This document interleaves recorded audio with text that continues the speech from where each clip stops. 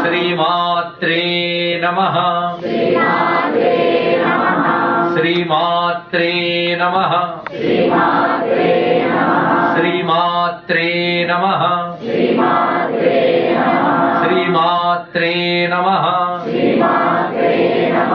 శ్రీ విష్ణు రూపాయ నమః శివాయ. శ్రీ విష్ణు రూపాయ నమః శివాయ. శ్రీ విష్ణు రూపాయ నమః శివాయ.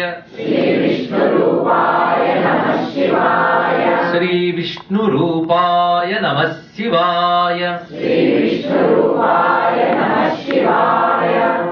నమో మహద్భ్యో ఋషిభ్యో గురుభ్యో నమః. శ్రీ శివకామసుందర్యై నమో నమః. ఆలయంలో వెలసి అనుగ్రహిస్తున్న శివశక్తి స్వరూపిణైన శ్రీ మహాకామేశ్వరి దేవి చరణారవిందాలకు నమస్కరించుకుంటూ తదితర దేవీ దేవతలకు ప్రణామాలు సమర్పించుకుంటూ జగన్మాతమయంగా భాషిస్తున్నది ఈనాటి ఈ సభావేదిక అంతా కూడా అమ్మవారి దర్శనం చేసుకుని అమ్మవారి అనుగ్రహంతో మనం ఈ రోజు నుంచి 5 రోజుల పాటు 7 పూటల ప్రవచనాన్ని పొందబోతున్నాం. 7 భాగాలుగా లలితా చరితం అనే అంశాన్ని చెప్పుకోబోతున్నాం. లలితా సహస్రనామ స్తోత్రములు చాలా మంది పారాయణ చేస్తూ ఉన్నవారు ఇక్కడ ఉన్నారు. అంతేకాకుండా అత్యంత భక్తి శ్రద్ధలతో లలితా పరమేశ్వరి ఇక్కడ కొలుచుకుంటూ ఉన్నాం మనం. అలాంటి జగన్మాత యొక్క వైభవాన్ని చెప్పుకోవడం ఒక భాగ్యం. అయితే లలితా చరితం అనే దానికి ఆధార గ్రంథం మనకి ప్రధానంగా బ్రహ్మాండ పురాణం ఉత్తరాఖండంలో ఉన్నది. ఇది కాకుండా హరితాయన మహర్షి అనేటువంటి మహాత్ముడు త్రిపుర రహస్యం అనే గ్రంథాన్ని రచించాడు. ఆ త్రిపుర రహస్యం అంతా కూడా దత్తాత్రేయ స్వామి వారు పరశురాముడికి ఉపదేశించినటువంటి జ్ఞానస్వరూపం. అందులో ప్రధానంగా అమ్మవారి గురించి చెప్తూ మాహాత్మ్య ఖండం, ఉపాసనా ఖండం, జ్ఞానఖండం ఈ 3 ఖండములు ఇచ్చాడు. ఉపాసనా ఖండాన్ని మనం చర్యాఖండం అని కూడా అనవచ్చు. ఇందులో ముందుగా మాహాత్మ్య ఖండంలో అమ్మవారి యొక్క చరిత్ర అంతటిని వర్ణిస్తారు ఆయన. అంటే లలితాదేవి కథ అక్కడ కూడా మనకు లభిస్తున్నది. ఇక్కడ బ్రహ్మాండ పురాణంలోను ఈ త్రిపుర రహస్యంలో కూడా అమ్మవారి చరిత్ర ఉంది. ఆ తర్వాత అమ్మవారి చరిత్ర చెప్పి అటువంటి ఆ చరిత్ర వినగానే పరశురామ మహర్షికి ఆనందం కలుగుతుంది, పరవశుడైపోతాడు. అటువంటి ఆ జగన్మాత గురించి మాహాత్మ్యం ద్వారా తెలుసుకున్న తర్వాత భక్తి ఉదయిస్తుంది. అప్పుడు ఆ భక్తితో అమ్మవారి ఆరాధనా పద్ధతి నేర్పమని అడుగుతాడు. అప్పుడు ఆ పద్ధతిని దత్తాత్రేయ స్వామి చెప్తారు. అంటే ముందుగా తల్లి గురించి తెలిసి హృదయంలో ఒక ఆనందం కలిగి అమ్మపై ప్రేమ కలిగి ఆ భక్తి భావంతో హృదయం కరిగిపోతేనే గాని అమ్మ పూజకు అర్హత రాలేదు పరశురాముడికి. అప్పుడు నేను పూజ చేయాలి, భక్తితో అర్చించాలి అన్నప్పుడు అమ్మవారి ఆరాధనా విధానం అంతటినీ బోధిస్తాడు అక్కడ మహానుభావుడైనటువంటి దత్తాత్రేయ స్వామి వారు. అదంతా మనకి చర్యాఖండం లేదా ఉపాసనా ఖండంలో చెప్పబడుతుంది. అంతా చెప్పిన తర్వాత ఈ పూజలకి భక్తికి పరమార్థం అయినటువంటి తత్వజ్ఞానం ఉందో ఆ తత్వజ్ఞానాన్ని బోధిస్తాడు. ఇది జ్ఞానఖండం అనే పేరుతో తత్వజ్ఞానం. ఈ తత్వజ్ఞానం వల్ల మనకు తెలుసుకోవాల్సింది ఈ చేసే ఆరాధన, అమ్మవారి వైభవం ఇవంతా తాత్విక దృష్టితో చూడడం కనబడుతుంది. అంటే ఫిలసాఫికల్ యాటిట్యూడ్, తత్వ దృష్టితో చూడాలి వీటిని. అదే భగవద్ ఆరాధన చేసిన వాళ్ళల్లో అనేక రకాల భావాలు ఉంటాయి. కొంతమందికి తామేం చేస్తున్నారో తెలియదు, చేయడం మాత్రం చేస్తూ ఉంటారు. పాపం పువ్వులు అయిపోతుంటాయి, కుంకుమ అయిపోతూ ఉంటుంది. తప్పు కాదు, అది చాలా పాప సంహరణానికి చాలా పనికొస్తున్నారు. కొందరు అంటూ ఉంటారు ఊరికినే దేవుళ్ళ ముందు అడ్డం పెట్టడం ఎందుకు, వీడు పెట్టడు సరికదా, పెట్టే వాళ్ళు విమర్శిస్తూ ఉంటాడు. తాను బాగుపడక బాగుపడే వాళ్ళని చూసి ఓర్వలేక వచ్చేటువంటి పని. కానీ భగవద్ ఆరాధన తెలుసో తెలియకో ముందు చేస్తే పాప సంహారం జరుగుతుంది. తర్వాత క్రమంగా తెలిసి చేయడం నేర్చుకోవాలి, అంతేగాని విడిచిపెట్టరు ఎవరు కూడా. కానీ తత్వదృష్టి తెలుసుకుని అమ్మవారినిగా ఆరాధన చేసినట్లయితే అనుభూతే వేరు. అందుకే ముందు బాహ్య పూజ నుంచి క్రమంగా తత్వదృష్టిలోకి తీసుకువెడతాడు. అదే జ్ఞానఖండం అనే పేరుతో చెప్పబడుతుంది. మనకి భారతదేశంలో అద్వైత జ్ఞానాన్ని ఒక వ్యక్తిగా జ్ఞానానికి తానే ఉదాహరణగా నిలిచి ప్రపంచానికి చాటిన మహానుభావులు రమణ మహర్షి. ఆయనకి త్రిపుర రహస్యంలో జ్ఞానఖండం చాలా ప్రీతిపాత్రం. ఆ జ్ఞానఖండం అంతా కూడా సర్వవ్యాపకమైనటువంటి ఒక పరమ సత్యం, అల్టిమేట్ రియాలిటీ. ఆ అల్టిమేట్ రియాలిటీ అని చెప్పబడుతున్న సుప్రీం కాన్షియస్నెస్ అని ఏమైతే అంటున్నామో ఆ పరమతత్వమే లలితా మహాత్రిపుర సుందరి అనేటువంటి ఒక జ్ఞానం అందులో ప్రతిపాదింపబడుతుంది. ఆ తల్లికి త్రిపుర సుందరి అని పేరు. ఈ త్రిపుర సుందరి ఈ జగమంతా కూడా 3 భాగాలుగా ఉంటుంది, 3 కాలాల్లో ఉంటుంది. అలాగే 3 స్థానాలు ఉంటాయి జగత్తుకి. మనం ఉన్న చోటు, మనకు పై చోటు, మన క్రింది చోటు. ఇది 3 కాలములు, 3 స్థానములు. అదేవిధంగా మన శరీరంలో కూడా 3 శరీరాలు ఉంటాయి, స్థూల, సూక్ష్మ, కారణ శరీరములు. వాటితో మనం పొందే అవస్థలు కూడా 3: జాగ్రత్త, స్వప్నము, సుషుప్తి. ఇలా 3 ఉన్న ప్రపంచమంతా వ్యాపించిపోయిన ఒక్క శక్తి ఉన్నది.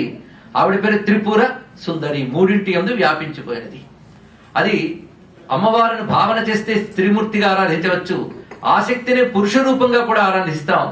ఆ శక్తినే ఏ రూపము లేని శక్తిగా కూడా ఆరాధించవచ్చు. 3 రకాల ఆరాధనలు చెప్పారు ఇక్కడ.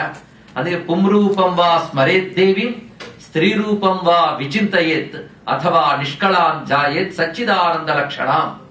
ఈ మాట అత్యద్భుతమైన మాట మనకి మహానుభావుడు వ్యాస మహర్షి చెప్తున్నాడు ఇక్కడ. ఈ విషయం దేవీ పురాణంలో చెప్పబడుతున్నది. దీని అర్థం ఏంటంటే ఉన్నది ఒకటే శక్తి. ఆ శక్తిని కొందరు పురుష రూపంతో ఆరాధిస్తారు, కొందరు స్త్రీ రూపంతో ఆరాధిస్తారు, కొంతమంది ఏ రూపం లేని తత్వంగా హృదయంలో పట్టుకుంటారు. ఈ 3వ స్థితి చాలా కష్టం. నిరాకార తత్వాన్ని పట్టుకోవడం అనేది కష్టమైనది, అవ్యక్త తత్వం. కానీ వారి వారి యొక్క స్థాయి బట్టి ఎలా ఉపాసించినా ఒకే శక్తి మనల్ని అనుకరిస్తున్నది. అయితే ఆ శక్తిని అమ్మాను ఉపాసించడంలో గొప్పతనం ఉన్నది. ఎందుకంటే శక్తికి నిజానికి స్త్రీత్వము, పుంస్తవము లేకపోయినప్పటికి కూడా అమ్మ అనే భావం ప్రసరించగానే ఆ విశ్వాన్ని నడిపే ఆ పరాశక్తికి ఆ మాతృభావంతో మనల్ని అనుగ్రహిస్తుంది. ఎందుకంటే తల్లి భావంతో అనుగ్రహించడం అన్నిటికంటే గొప్పదని. తల్లి పిల్లల్ని లాలించేటప్పుడు ఏ విధంగా లాలిస్తుందో అమ్మవారి భక్తులను ఆ తల్లి అలా అనుగ్రహిస్తుందని చెప్తారు. తల్లి పిల్లల్ని లాలించేటప్పుడు ఆ ప్రేమలో ఒక అవ్యాజమైనటువంటి కరుణ ఉంటుంది. అవ్యాజం అంటే అన్కండిషన్డ్, నెపము లేనటువంటి ఒక ప్రేమ తల్లిలో కనబడుతుంది. పిల్లల్ని లాలించేటప్పుడు వీడు పెద్ద అయ్యాక నాకేదో పోషిస్తాడనే భావంతో లెక్కలు కట్టుకుని తల్లి ఎప్పుడు పిల్లవాడిని పోషించదు. ఆ ప్రేమకు సహజంగా వస్తుంది. ఆ పిల్లవాడిని రక్షించుకోవడం కోసం ఆ తల్లి తాపత్రయపడుతుంది. ఎలాగైతే ఒక తల్లి పిల్లవాడిని నెపము చూడకుండా రక్షిస్తుందో, ఈ జగత్తునంతటి నెపము చూడకుండా పాలిస్తున్నది జగన్మాత. ఆ పరమేశ్వరుని యొక్క ఆ శక్తి జగత్తుని నెపం లేకుండా పాలిస్తుంది. అవునా కాడ మనకు తెలుసు. సూర్య చంద్రోదయాలు గాని, పంచభూతాలు ఉనికి గాని, ఇవన్నీ మనం అడగకుండానే మన కోసం ఉన్నాయి. అవన్నీ పొందగలిగే శరీరంలో ఆ శక్తి కూడా జగన్మాత ఇచ్చినది. ఇందులో ఈ శరీరంలో శక్తి గాని, బయట ఉండే ప్రకృతిని గాని మనం ఎవరం తయారు చేసుకోలేదు. ఉన్నదాన్ని అనుభవిస్తున్నాం. కానీ ఇచ్చిన శక్తిని మాత్రం మరోరాదు. శక్తిని అంటే జగన్మాతని లేదా పరమేశ్వరుని మరచి జీవించేవాడిని కృతజ్ఞుడు అంటుంది శాస్త్రం.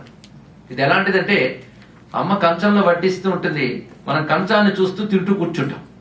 కానీ కంచంలో పడే పదార్థమే కాదు, వడ్డించే తల్లి చేతిని కూడా గుర్తించాలి. అదే నిజమైనటువంటి పిల్లవాడి సంస్కారం.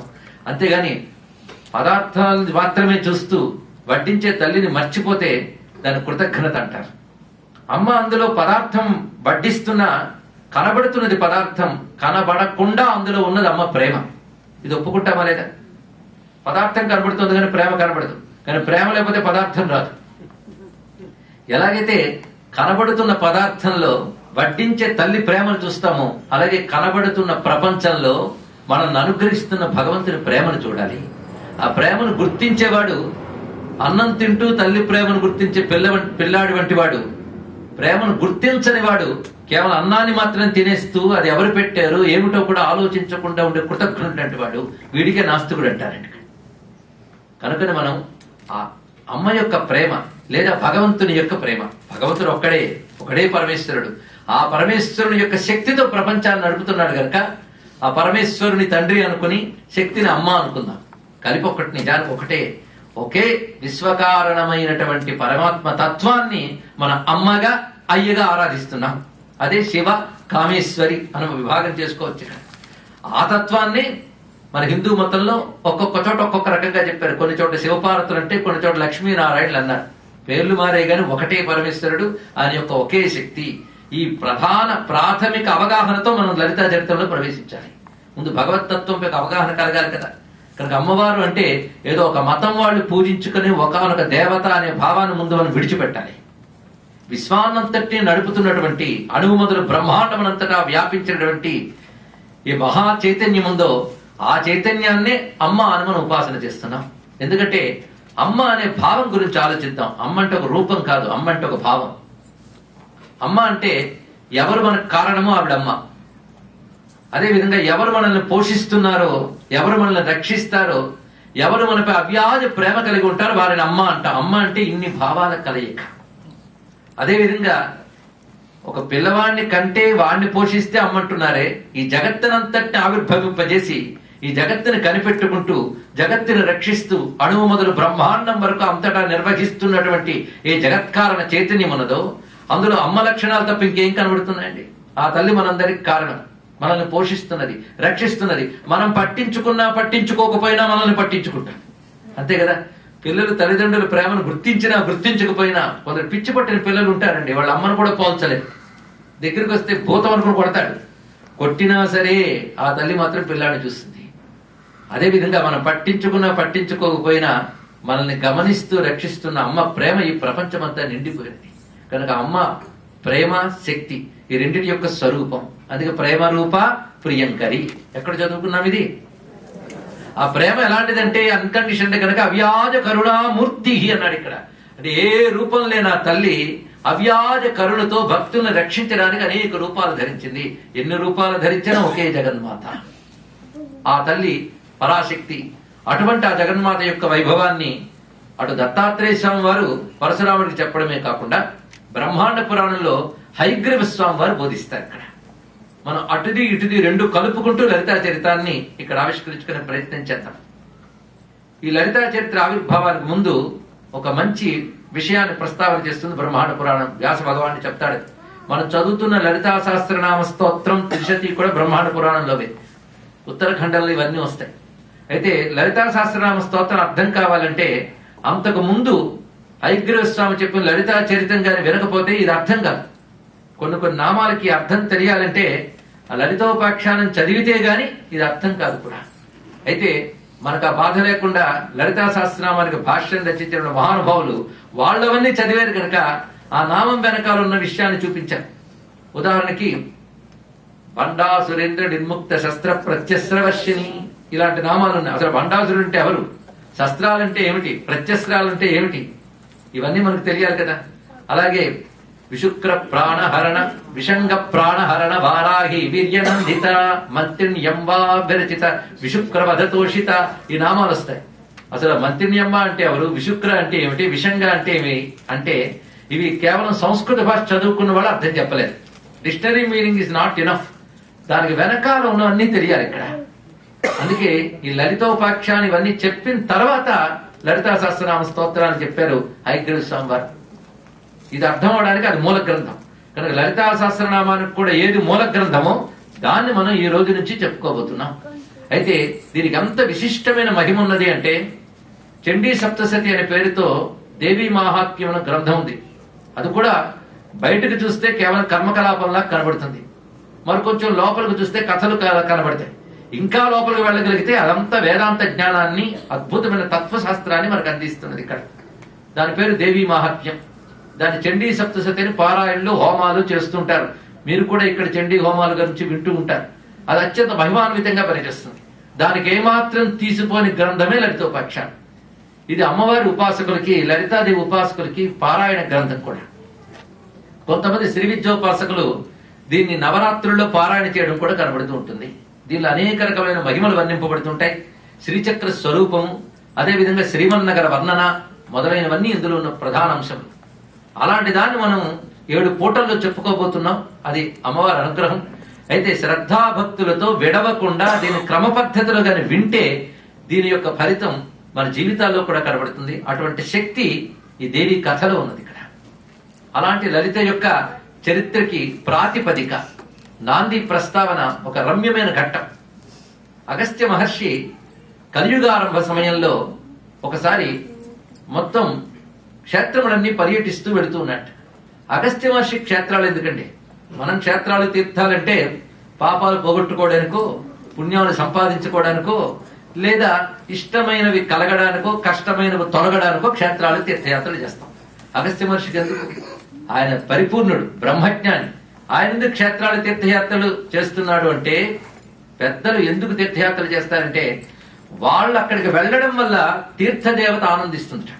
మనం వెళితే మురిసిపోదు, వీడొచ్చి అవన్నీ ఇక్కడే కొడుకుంటాడు, వదిలేస్తాడు పాపాలని అనుకుంటూ ఉంటుంది ఆ తల్లి. కానీ మహాత్ములు గాని వెళితే తీర్థాలు క్షేత్రాలు ఆనందిస్తాయి. ఎందుకంటే వాళ్ళలో దోషం అనేది ఉండదు, పరిపూర్ణమైన దయతో ఉంటారు, స్వార్థ చింతన ఉండదు, తపశ్శక్తి సంపన్నులు వాళ్ళు. అలాంటి మహానుభావులు అడుగు పెడితే నేల క్షేత్రం అవుతుంది, నీరు తీర్థం అవుతుంది. అందుకు అలాంటి మహాత్ములు వస్తూ ఉంటే ఆ తీర్థదేవతలు ఆనందిస్తాయి. పైగా వీళ్ళు వెళ్ళడం వల్ల అక్కడ ఏవైనా పాపజనితమైన దోషాలు ఉంటాకపోతాయి. దానివల్ల మరింత పవిత్రం అవుతుంది తీర్థం. అందుకే మహాత్ములు వాళ్ళకి అవసరం ఉన్నా లేకున్నా తీర్థయాత్రలు క్షేత్రయాత్రలు చేస్తారు. ఎందుకంటే లోకక్షేమం కోసం. ఇది గ్రహించవలసిన ప్రధానమైన అంశం. అందుకే మనం తరించడానికి యజ్ఞాలు యాగాలు చేస్తాం. వాళ్ళు యజ్ఞాలు యాగాలు లోకక్షేమం కోసం చేస్తూ ఉంటారు. ఇక్కడ అలా సంచరిస్తూ మహానుభావుడు అనేక క్షేత్రములు తిరుగుతూ కలి ప్రవేశించింది గనక కలి దోషాలు చూడడం మొదలుపెట్టాడు. ఎన్ని రకాలుగా దోషాలు ఆక్రమించాయి. ఆ కలి వస్తే అనాచారం అనేది మొదటి దోషం. అంటే అసలు సదాచారం పోతుంది. ఏ ఆచారం పాటించకపోవడం ఒక దోషం. రెండవది దురాచార దోషం ఉంటుంది. దురాచారం అంటే చెయ్యకూడనివి చేయడం. అసలు అన్ని మానేసి కూర్చోవడం అనాచారం, చెయ్యకూడనివి చేయడం దురాచారం. ఈ రెండిటి వల్ల ధర్మం క్షీణిస్తుంది. ధర్మం క్షీణిస్తే ప్రకృతి క్షోభిస్తుంది. ఇది ఒక సూక్ష్మమైన రహస్యం. అంటే ఇది అర్థం అవడానికి ఇంకా ఆధునిక నాగరికత ఇంకా టైం పడుతుంది. ఎందుకంటే మనంతా సైంటిఫిక్ అప్రోచ్ అంటాం. సైన్స్ ఇంకా డెవలప్ కాలేదు, అది ఇంకా పరిశోధన దశలో ఉంది.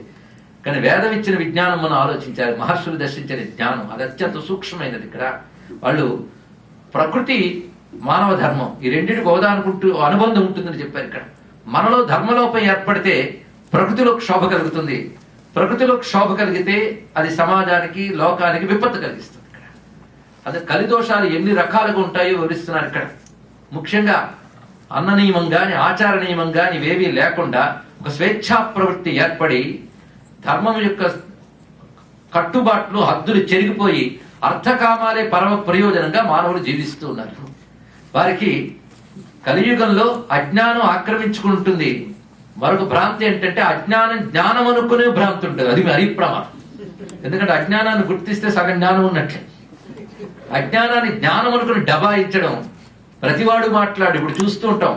ఈ మధ్య రిటైర్ అయిన తర్వాత నాలుగు సంస్కృత పుస్తకాలు ఇంగ్లీష్ పుస్తకాలు ట్రాన్స్లేషన్ చదివేసి ప్రతివాడు వేదాంత శాస్త్రం మాట్లాడేస్తుంటాడు. వాడికి తోచినది వ్యాసుడు గురించి మహర్షుల గురించి కూడా కామెంట్లు ఇచ్చేస్తుంటాడు. ఎంత సాధన చేయాలన్న గ్రంథాన్ని. ఇక డాక్టర్లు ఉన్నారు. నేనేదో దొరికింది కదా అని సరదాగా ఒక మెడిసిన్ పుస్తకం చదివేసి మెడిసిన్ మీద లెక్చర్ ఇస్తానంటే నాకు మళ్ళీ వీసా రాకుండా ఉండే ఏర్పాట్లు చేస్తాను. అవునా రాజా అంటే ఇక్కడ. ఎందుకంటే అవి తప్పు పనులు. మనకు తెలియని వాటి గురించి వెళ్ళకూడదు. కలియుగంలో అలాంటివి ఎక్కువైపోతాయి. కలో వేదాంతిన సర్వే అని ఒక మాట ఉన్నది. అందరూ వేదాంతాలు మాట్లాడుతుంటారు. ఆశ్చర్యకరం. ధర్మం దెబ్బతింటుంది, ఆచారం ఉండదు. సరికదా ధర్మాచరణ ఎవడైనా పొరపాటున ఒకడే ఇద్దరు చేస్తుంటే వాడిని కూడా ఎందుకు క్షేమంగా ఉంచడమని వాళ్ళు కూడా జరగడతారు. ఇవన్నీ చూస్తూ బాధపడ్డాట అగస్త్యుడు. మనకు బాధ కలగదు. ఎందుకంటే ఒక మంచి కాలాన్ని చూసిన వాడికే ఒక చెడు కాలం చూస్తే అయ్యో కాలం మారింది అని బాధ కలుగుతుంది. మొదటి నుంచి అదే చూస్తున్న వాళ్ళకి ఏ బాధ లేదు. దాంతో గడిచిపోతూ ఉంటాం. అగస్త్యుడు లాంటి వాడికి ఎన్ని యుగాలు చూశాడు మహానుభావుడు. అందుకు వీళ్ళందరూ తరించే మార్గం ఏమిటి అని తపన కలిగింది. ఎందుకంటే మన తపన మన కోసం, మహాత్ముని తపన లోకం కోసం. లోకం క్షేమంగా ఉండాలి. అరే వాళ్ళ పాపాలు వాళ్ళు అనుభవిస్తూ వాళ్ళు బాధపడుతున్నారేంటని వదిలేరు మహాత్ములు. వీళ్ళు ఎలాగైనా బాగుపడాలి. వీళ్ళకి సులభంగా తరించే మార్గం ఏమిటో ఆలోచిస్తున్నాడు. ఎందుకంటే అద్భుతమైన యజ్ఞము యాగము తపస్సు యోగము ఇవన్నీ కూడాను దెబ్బతింటున్నాయి. పైగా అసలు యోగాలు పోయి కొత్త కొత్త యోగాలు వస్తున్నాయి. అసలు యోగం మొత్తం పోయిందండి. యమ నియమాసన ప్రాణాయామ ప్రత్యాహార ధారణ ధ్యాన సమాధి అని పతంజలి 8 అష్టాంగాలు చెప్తే ఆ 8లో మొదటి రెండింటికి మళ్ళీ తలో 10 చొప్పున చెప్తే ఎన్నయ్యే 18 8 26 అవుతాయి. ఎందుకంటే యమ నియమాన్ని 2 చెప్పాం కానీ యమ 10 నియమాలు 10. తర్వాత ఆసన ప్రాణాయామ ఇవన్నీ ఉన్నాయి. అవన్నీ మనం విడిచిపెట్టి మధ్యలో 2 లాక్కొచ్చాం. ఆసన ప్రాణాయామాలు అవి చేసేసే పెద్ద నేను పూజలు పురస్కారం అవే చేస్తున్నానండి. ఏమిటంటే ఫిట్నెస్ ఫిజిక్స్ మన శరీరానికి ఎంత అవసరమో సోల్కి ఆత్మకు అవసరమైందో మరుగుతుంది. అది చెప్పాడు పాపం పతంజలి. ఇప్పుడు ఏర్పడుతున్న యోగా క్రేజ్ చూస్తే పతంజలి ఇదా నేను చెప్పింది నానే ఆశ్చర్యపోతాను. ఏదో ఒకట్లండి. దీన్ని బట్టేనే కొంచెం హిందూ దేశం మీద గౌరవం వచ్చింది.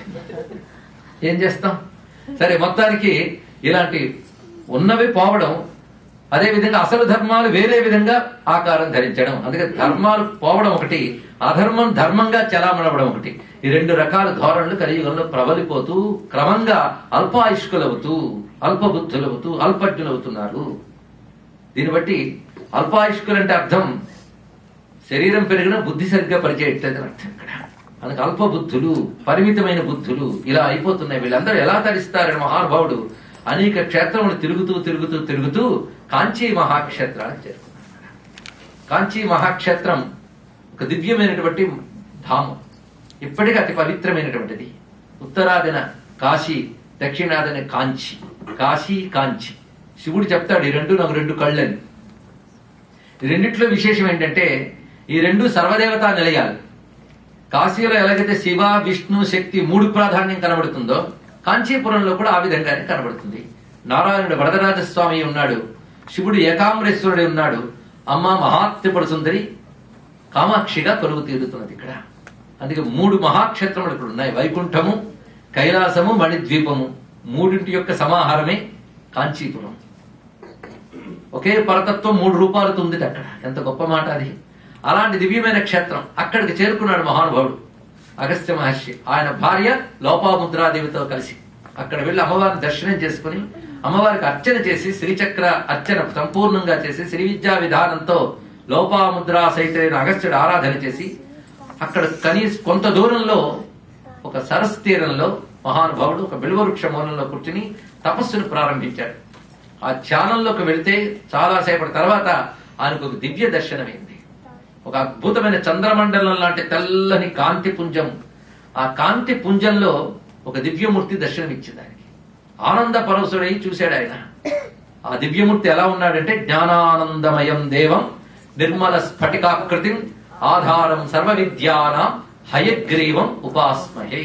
ఆ కనబడినటువంటి స్వరూపం జ్ఞానము, ఆనందము ఈ రెండిటి యొక్క సాకారం. ఎంత అందమైన వర్ణనలు చూడండి. మన శ్లోకాలు చదువుతాం కానీ అర్థం కొంచెం ఆలోచిస్తే అందులో అద్భుతం కనబడుతుంది మనకి.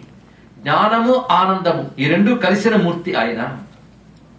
అదేవిధంగా నిర్మలమైన స్ఫటికంలా ప్రకాశిస్తున్నాడు. 4 చేతుల్లో పై 2 చేతుల్లోనూ శంఖము చక్రము ధరించి క్రింది 2 చేతుల్లో కూడా చిన్ముద్ర పుస్తకం పట్టుకుని అశ్వవదనంతో గుర్రపు ముఖంతో సాక్షాత్కరించాడు. సృష్ట్యాది యందు బ్రహ్మదేవుడికి వేదాలు ఇచ్చినటువంటి హయగ్రీవ స్వరూపం, నారాయణుడు ధరించినటువంటి దివ్యమైన గురుస్వరూపం సాక్షాత్కరించింది. అది చూసి ఆనందపరుచుడై ఆయన స్తుతించాడు. స్తుతించిన తర్వాత మహానుభావుడు నువ్వు ఎందుకు తపస్సు చేస్తున్నావో నాకు తెలుసు. ఎలా తరిస్తుంది ఈ కలియుగంలో మానవ కోటి? సులభోపాయం ఏమిటి నువ్వు ఆలోచన చేస్తున్నావు. కానీ వేద సంస్కృతి ఎంత గొప్పది అంటే ప్రతి యుగంలో రకరకాల బుద్ధులు కల వాళ్ళకి రకరకాల మార్గాలు చెప్పింది. అందుకే హిందూ మతం స్వరూపం ఎలా ఉంటుందంటే ఎవరి బుద్ధి స్థాయికి ఎవరి సావకాశానికి తగ్గ మార్గాలు ఉన్నాయండి. ఇదే మార్గం తప్ప మరొక మార్గం లేదు అంటే ఆ మార్గం అనుసరించలేని వాళ్ళకి మార్గమే లేకుండా పోతుంది. అది హిందూ మతం గొప్పతనం ఏంటంటే ఏదో ఒక పుస్తకం, ఏదో ఒక మార్గం, ఏదో ఒక ఏడుపు లేదు. మనకి ధరించడానికి అనేక రకాల మార్గాలు చెప్తారు. ఎందుకంటే రకరకాల మానవ సంస్కారాలు, జిహ్వకు రుచి. భగవంతుడు ఒక్కడే కావచ్చు కానీ జీవులు ఒక్కరు కాదు కదా. అనేక రకాలు ఉంటాయి. ఆరోగ్యం ఎప్పుడో ఒకటే కానీ జబ్బుల్లో వెరైటీలు ఉంటాయి. ఏం చేస్తాం ఇక్కడ? అది ఆరోగ్యం అనే ఒక గోల్ని అందుకోవడానికి రకరకాల జబ్బులకు రకరకాల ట్రీట్మెంట్లు ఉన్నట్టుగా భగవంతుడైన ఒక గోల్ అందుకోవడానికి రకరకాల జీవ లక్షణాలు ఉన్న వాళ్ళకి రకరకాల మార్గాలు చెప్పారు. అందుకే స్వామి వివేకానంద చెప్తాడు, సనాతన ధర్మంలో ఏ మార్గాన్ని నిరసించకు, అది ప్రతి వాడికి ఏదో ఒక దశలో ఆధారంగా పనికొస్తుంది అని చెప్పాడు మహానుభావుడు. అందుకు మేమేదో 4 వేదాంత వాక్యాలు చదివేసి విగ్రహారాధన అవమానించడం ఇవి చేయకూడదు. ఒకసారి రామకృష్ణ పరమహంస, వివేకానంద, అలాగే రమణ మహర్షి, ఆదిశంకరుడు వీళ్ళు విగ్రహాలను ఎక్కడ నిందించలేదు. దాని ప్రయోజనం దానికున్నది, దాని జ్ఞానం దానికున్నది. అది తెలుసుకోవాలంటే దానికో పెద్ద పాఠం కావాలి. కానీ ఋషులు ఏది ఇచ్చినా గొప్ప మార్గాలు ఇస్తారు. అలాంటి అనేక మార్గాలు కలియుగంలో తరించడానికి ఇవ్వబడ్డాయి ఆయన. అయితే వాడికి యోగం ఉంటే మాత్రం వాటిలో ఏది అందుకున్నా తరిస్తాడు. అలాంటి మార్గములు అనేకం ఉన్నాయి. ఇప్పుడు ఒక దివ్యమైన మార్గాన్ని ఇక్కడ ఉపదేశించబోతూ ఉన్నాను. ఇదే కాంచీ క్షేత్రంలో ఫలానా ప్రాంతంలో నేను ఋషి రూపం ధరించి ఆశ్రమం కట్టుకున్నా జగతిని తరింపజేయడం కోసం. ఆ క్షేత్రానికి వెళ్ళు, అక్కడ ఋషి రూపంలో నేను ఉంటాను, నీకు కావలసిన ప్రశ్నలకు సమాధానాలు చెప్తాను అని బోధించి సాక్షాత్కరించిన హయగ్రీవ దేవత అంతర్ధానమైంది. అప్పుడు ఆయన చెప్పిన ఆనవాళ్ల ప్రకారంగా వెళ్లి ఆ చోటు ఎంచుకున్నాడు. అక్కడ ఒక శివలింగ ప్రతిష్ఠ చేశాడు అగస్త్య మహర్షి. ఆ చోట ఉన్నది దివ్యమైన ఆశ్రమం. అది అగస్త్య మహర్షికి సాక్షాత్కరించిన హయగ్రీవ ఆశ్రమం. ఇక్కడ హయగ్రీవ స్వామి ఒక ఋషి రూపం ధరించి ఉన్నాడు. ఇక్కడ అంటే హయగ్రీవ దేవత, హయగ్రీవ ఋషి రూపం. ఆ ఋషి రూపం ధరించి అప్పుడు అగస్త్యుల వారిని పిలిచి, నీకు నేను మార్గాన్ని చెప్పబోతున్నాను అంటూ అద్భుతమైన బోధ చేస్తాడు.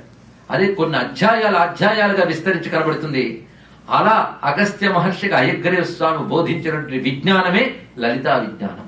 అక్కడి నుంచి మొత్తం లలితాదేవి చరిత్ర ప్రారంభిస్తారు. ఆ తర్వాత లలిత ఉపాసనా పద్ధతులు, అందులోనే లలితా సహస్రనామ స్తోత్రం ఒక భాగం. అందులో భాగంగానే లలిత అష్టోత్తర శతనామం గాని, లలిత త్రిశతి గాని, అదేవిధంగా శ్యామలా వారాహి నామములు, ఇక ఆరాధించే పద్ధతులు, ఇన్ని రకాలుగా బోధించారు. అక్కడ అనేక రకాల విజ్ఞానాలు ఉంటాయి. చాలా విస్తారమైన విజ్ఞానం అక్కడ ఉన్నది. మనం 7 పూటలు చెప్పుకుంటున్నామంటే అబ్బో 7 పూటలు చెప్పుకుంటున్నామా అనిపించవచ్చు, కానీ 7 పూటలే చెప్పుకుంటున్నామా అనిపిస్తుంది చివరికి. అది అంత అనంతమైన విస్తారమైనది. సారం తీసుకుంటూ మనం అందుకోగలిగినంత అందుకుని ధన్యమవుతాం. ఇక్కడ మొదలు పెడుతూ ముందుగా పరాశక్తి అంటే ఏమిటో చెప్తున్నాడు ఇక్కడ మహానుభావుడు. సాధారణంగా మన పురాణాలను వెళ్ళేటప్పుడు కథా దృష్టికి ప్రాధాన్యం ఇస్తాం. ఆ కథల్లో మనం సరిగ్గా అర్థం చేసుకోలేక అసంగతంగా రిడిక్యులస్ గా కనబడగానే విమర్శించడానికి సిద్ధపడిపోతాం. కానీ దాని పూర్వాపర వాక్యాలు సరిగ్గా చూడం. మాకు ఫిలాసఫీ కావాలంటే అడగడానికి అందరూ సిద్ధమే, చెప్తే వినడానికి ఎంతమంది సిద్ధమో అది ప్రశ్నించుకోవాలి. అందుకోవడం మహా కష్టం అంటది. అందుకు ఆ దివ్యమైన తత్వాన్ని కథారూపంలో అందిస్తున్నాడు. కానీ పురాణ కథలు ఇప్పుడు మనం వినబోయేదంతా కథలే. ఈ కథల్ని మనం అర్థం చేసుకునేటప్పుడు ఈ కథలు జరిగాయా లేదా, ఇది ముందు ప్రశ్న. జరిగాయా లేదా తేల్చడానికి మనం ఎవరం? జరగలేదు అనడానికి మనకు హక్కు లేదు. ఎందుకంటే మనకు తెలిసిన గతం ఎంత.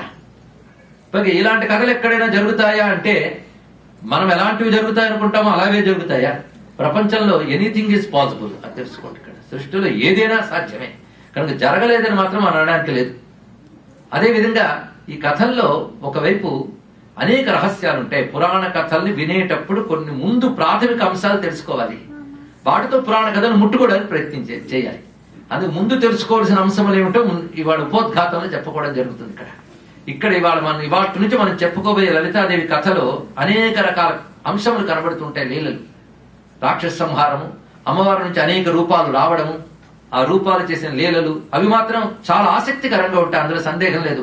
వింటున్నంతసేపు మైమరిచిపోతాం, ఎందుకంటే అద్భుతమైన కథారూపం కనబడుతుంది. ఎవడైనా బాగా అర్థం చేసుకున్నటువంటి చలనచిత్రకారుడు గాని లలితా చైత్యని చిత్రంగా చేస్తే మరో బాహుబలిని మించిపోతుంది అందులో సందేహం. అంత రమ్యమైనటువంటి కథ ఇందులో ఉన్నదండి. అత్యద్భుతమైన ఘట్టాలు, చక్కని మలుపులు అన్ని ఉంటాయి ఇందులో, సందేహం లేదు. దాన్ని విజువలైజ్ చేయగలగాలి. అంత రమ్యమైన కథ మనకు దీనిలో కనబడుతుంది. కానీ అదే కథలో లోపల జాగ్రత్తగా వింటే మనకి అనేక రకాల అంశాలు, సంకేతాలు కనబడతాయి. సింబాలిజం అంటూ ఉంటాం మనం. ప్రతీకవాదం మనకు ఉన్నది. పురాణాల్లో ప్రతీకవాదాలు చాలా ఎక్కువగా ఉంటాయి. ప్రతీకవాదం అంటే ఒక భావాన్ని ఒక రూపం ఇస్తారు వాళ్ళు, అంటే పెర్సానిఫికేషన్. ఒక భావాన్ని ఒక వ్యక్తిగానో ఒక పాత్రగానో మలచబడుతుంది. ఇక్కడ ఆ పాత్రను మనం అబ్జర్వ్ చేస్తుంటే ఆ భావం యొక్క స్వరూపం చెప్పబడుతుంది.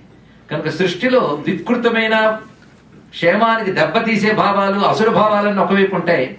లోకక్షేమాన్ని కలిగించే సాత్విక భావాలు, దేవతా భాగవాలుగా మరొక రకంగా ఉంటాయి. ఈ రెండింటి మధ్య ఘర్షణ దేవదానవ యుద్ధంగా వర్ణించబడుతూ ఉంటుంది. అప్పుడు లోకానికి దెబ్బతీసేటువంటి అసురశక్తులను దునుమాడి లోకానికి క్షేమం కలిగించే దైవశక్తులను కాపాడడానికి మొత్తం విశ్వ నిర్వహణ చేసే ఒక భగవత్ శక్తి ఆవిర్భవిస్తుంది. ఈ కథ అంతా కూడా మనం ఆనాడేనాడో జరిగింది అనుకుంటాం, కానీ జాగ్రత్తగా మనం పరిశీలిస్తూ ఉంటే అవి ఈనాడు మనకు జరగవలసిన అంశంలు. ఈనాడు జరగవలసిన అంశం అంటే మనలో ఉన్న అజ్ఞాన ప్రవృత్తులు, దుష్ప్రవృత్తులు ఇవన్నీ క్షీణించి మనలో సత్ప్రవృత్తులు, దైవీ గుణాలు వర్ధిల్లుతూ ఉంటే మనలో దివ్యశక్తి జాగృతమవుతుంది. కనుక భారతీయ సంస్కృతిలో దైవత్వాన్ని జాగృతపరచుకోవడం అంటే ఏదో పైలోకాల నుంచి ఓడబిక్కు రావడం కాదు. నీ లోపల ఉన్న దివ్యశక్తిని మేల్కొల్పుట, దాన్ని ఆక్రమించుకున్నటువంటి దుష్టత్వం, అజ్ఞానం వీటన్నిటిని దాటి వెళ్ళగలగాలి. అది దాటడానికి మన శక్తి మనకు సరిపోదు. మనలో కొన్ని దైవీ గుణాలున్నా అవి బలహీనంగా ఉన్నాయి. ఎందుకంటే అసుర గుణాల డామినేషన్ ఎక్కువైపోయింది. అసుర శక్తులు విజృంభణ ఎక్కువైపోతూ ఉంటే దైవశక్తులు క్షీణిస్తాయి. అప్పుడు దైవశక్తులకు తెలివి రావాలి. నా వల్ల కావట్లేదని ఆ పరాశక్తిని ఆశ్రయిస్తే ఆ పరాశక్తి దైవశక్తిని రక్షిస్తూ అసుర శక్తులను దుర్మాడుతుంది. దీన్ని బట్టి మనలో ఉన్న దుష్టత్వం, మన చుట్టూ ఉన్న సమాజంలో ఉన్న దుష్టత్వం తొలగించి సత్ప్రవృత్తులకి దైవీ శక్తులకి బలాన్నిచ్చి లోకానికి క్షేమం కలిగించడానికై చెప్పబడేవి పురాణ కథలు. 99% పురాణ కథలు ఇవే. మనం ఇదివరకు నారాయణీయం చెప్పుకున్నాం, గుర్తుందా? అప్పుడు విష్ణువు వచ్చి అందరు రాక్షసులను సంహరించారు ఒక్కొక్కడు కూడా. అదేవిధంగా చండముండ శుంభ నిశుంభ, మహిషాసుర, మధుకైటవ ఇలాంటి అందరూ రాక్షసులను సంహరించింది అమ్మవారు. ఇలా పురాణ కథల్లో ఎన్నెన్ని కనబడతాయి, ఏవి చూసినా దేవదానవ సంగ్రామాలే. ఈ దేవదానవ సంగ్రామాలు చూస్తుంటే పైన సూపర్ఫిషియల్ గా చూసిన వాళ్ళకి ఏమనిపిస్తుందంటే, ఏముందండి ఈ పురాణ కథలన్నీ, ఈ రాక్షసులు అందరూ ఉంటారు, వాళ్ళేమో తపస్సులు చేస్తారు, వాళ్ళకు ఉన్న శక్తి చాలుగా తపశ్శక్తి కూడా వచ్చింది, దాన్ని పట్టుకుని లోకాలను పీడిస్తూ కూర్చుంటారు. అప్పుడు దేవతలు కుయ్యో మర్రో అనుకుంటూ విష్ణువు దగ్గరకో లేదా వైష్ణవ దగ్గరకో పరిగెడతారు. అప్పుడు వాళ్ళు అవతరించి వీళ్ళు చంపుతారు. ఇంతేగా ఏ పురాణమైనా అన్నాడు ఆయన. కానీ కొంచెం ఆలోచన చూడండి, ఈ రాక్షసుల కోరికల్లో వెరైటీలు, ఇది ఒక రీసెర్చ్ సబ్జెక్ట్. వీలైతే ఇంటికి వెళ్ళి రీసెర్చ్ చేయండి. ఇలా చూడాలండి, చూస్తే స్టడీ మెటీరియల్ కావాల్సిన దొరుకుతుంది. చూడడానికి ఒకేలా కనబడుతున్నా అందులో ఎక్కడ ప్రత్యేకత చూపించాడు చూడాలి. ఒక్కొక్క రాక్షసుడు ఒక్కొక్క వెరైటీ, అంతా యాంటీ నేచర్ యాటిట్యూడ్. ఎక్కువకాలం బతికిపోవాలి, యవ్వనంతో ఉండిపోవాలి. ఎందుకయ్యా అంటే అందరినీ ఏడిపించాలి, ఇది ఒక్కటే వాడికి ఉన్నది చాలదు, వాడిది వీడి దోచుకు తినాలి. కొందరు అంటుంటారు, ఏమిటంటే వాడి దగ్గర అంత డబ్బున్నా ఇంకా కుంభకోణాలు, ఇంకా లంచాలు, ఏం చేసుకుంటాడండి అంతా. నువ్వు ఆ ప్లేస్కి వెళ్తే ఏం చేస్తావు అప్పుడు నీకు అర్థం. అది థర్స్టీ అండి. ఎందుకు వెళ్తున్నాం మన సృష్టిలో, మన బతుకులు కూడా ఎందుకు బతుకుతున్నామో ఎటు వెళుతున్నామో తెలియకుండానే విడిపోతుంటాయి. మనకి ఎలా లేదు, వాడికి ఇంగి తిన్నాను వాడికి లేదు. అయితే ఏంటంటే ఎన్ని శక్తులున్నా వాటిని మంచికి ఉపయోగిస్తే దేవతలు అవుతారు, ఉన్న శక్తులన్నీ లోకక్షేమాన్ని దెబ్బతీయడానికి ఉపయోగిస్తే, స్వార్థానికి ఉపయోగిస్తే అసురులు అవుతారు. ఇప్పుడు దేవదానులు కేర్ ఆఫ్ అడ్రస్ లో అందరికీ తెలిసిపోయి ఉంటాయి. ఆ రోజుల్లో రాక్షసులు అనే వాళ్ళు ఉండేవారటండి అనడానికి లేదు. ఈ రోజుల్లో వాళ్ళు తప్ప ఎవరు లేరండి అనాల్సి వస్తుంది. అలా అసురు శక్తులు అనేక రకాలుగా ఉంటాయి. ఎక్కడ మన చుట్టూ చూస్తాం, వెతికితే లోపల కనబడతాయి. స్కాన్ చేసుకోవాలి కానీ ఎన్ని రకాలు ఉంటాయో. అందుకే మనకి దేవి నవరాత్రులు వస్తే చండీ పారాయణ, చండీ హోమం తెలిసింది కానీ, మళ్ళీ నవరాత్రులు వస్తాయి మళ్ళీ అదే. ఎందుకయ్య బాబు మళ్ళీ అదే అదే అంటే, ఆవిడ బతిమలాడుకోవాలండి బాబు, ఇంకా పోవట్లేదమ్మా రా అని వస్తే ఆ తల్లి అనుగ్రహం. ఇదేనండి మొత్తం మన పురాణ కథలు. ఇందులో ఒక్కొక్క రాక్షసుడు ఒక్కొక్క టాలెంట్.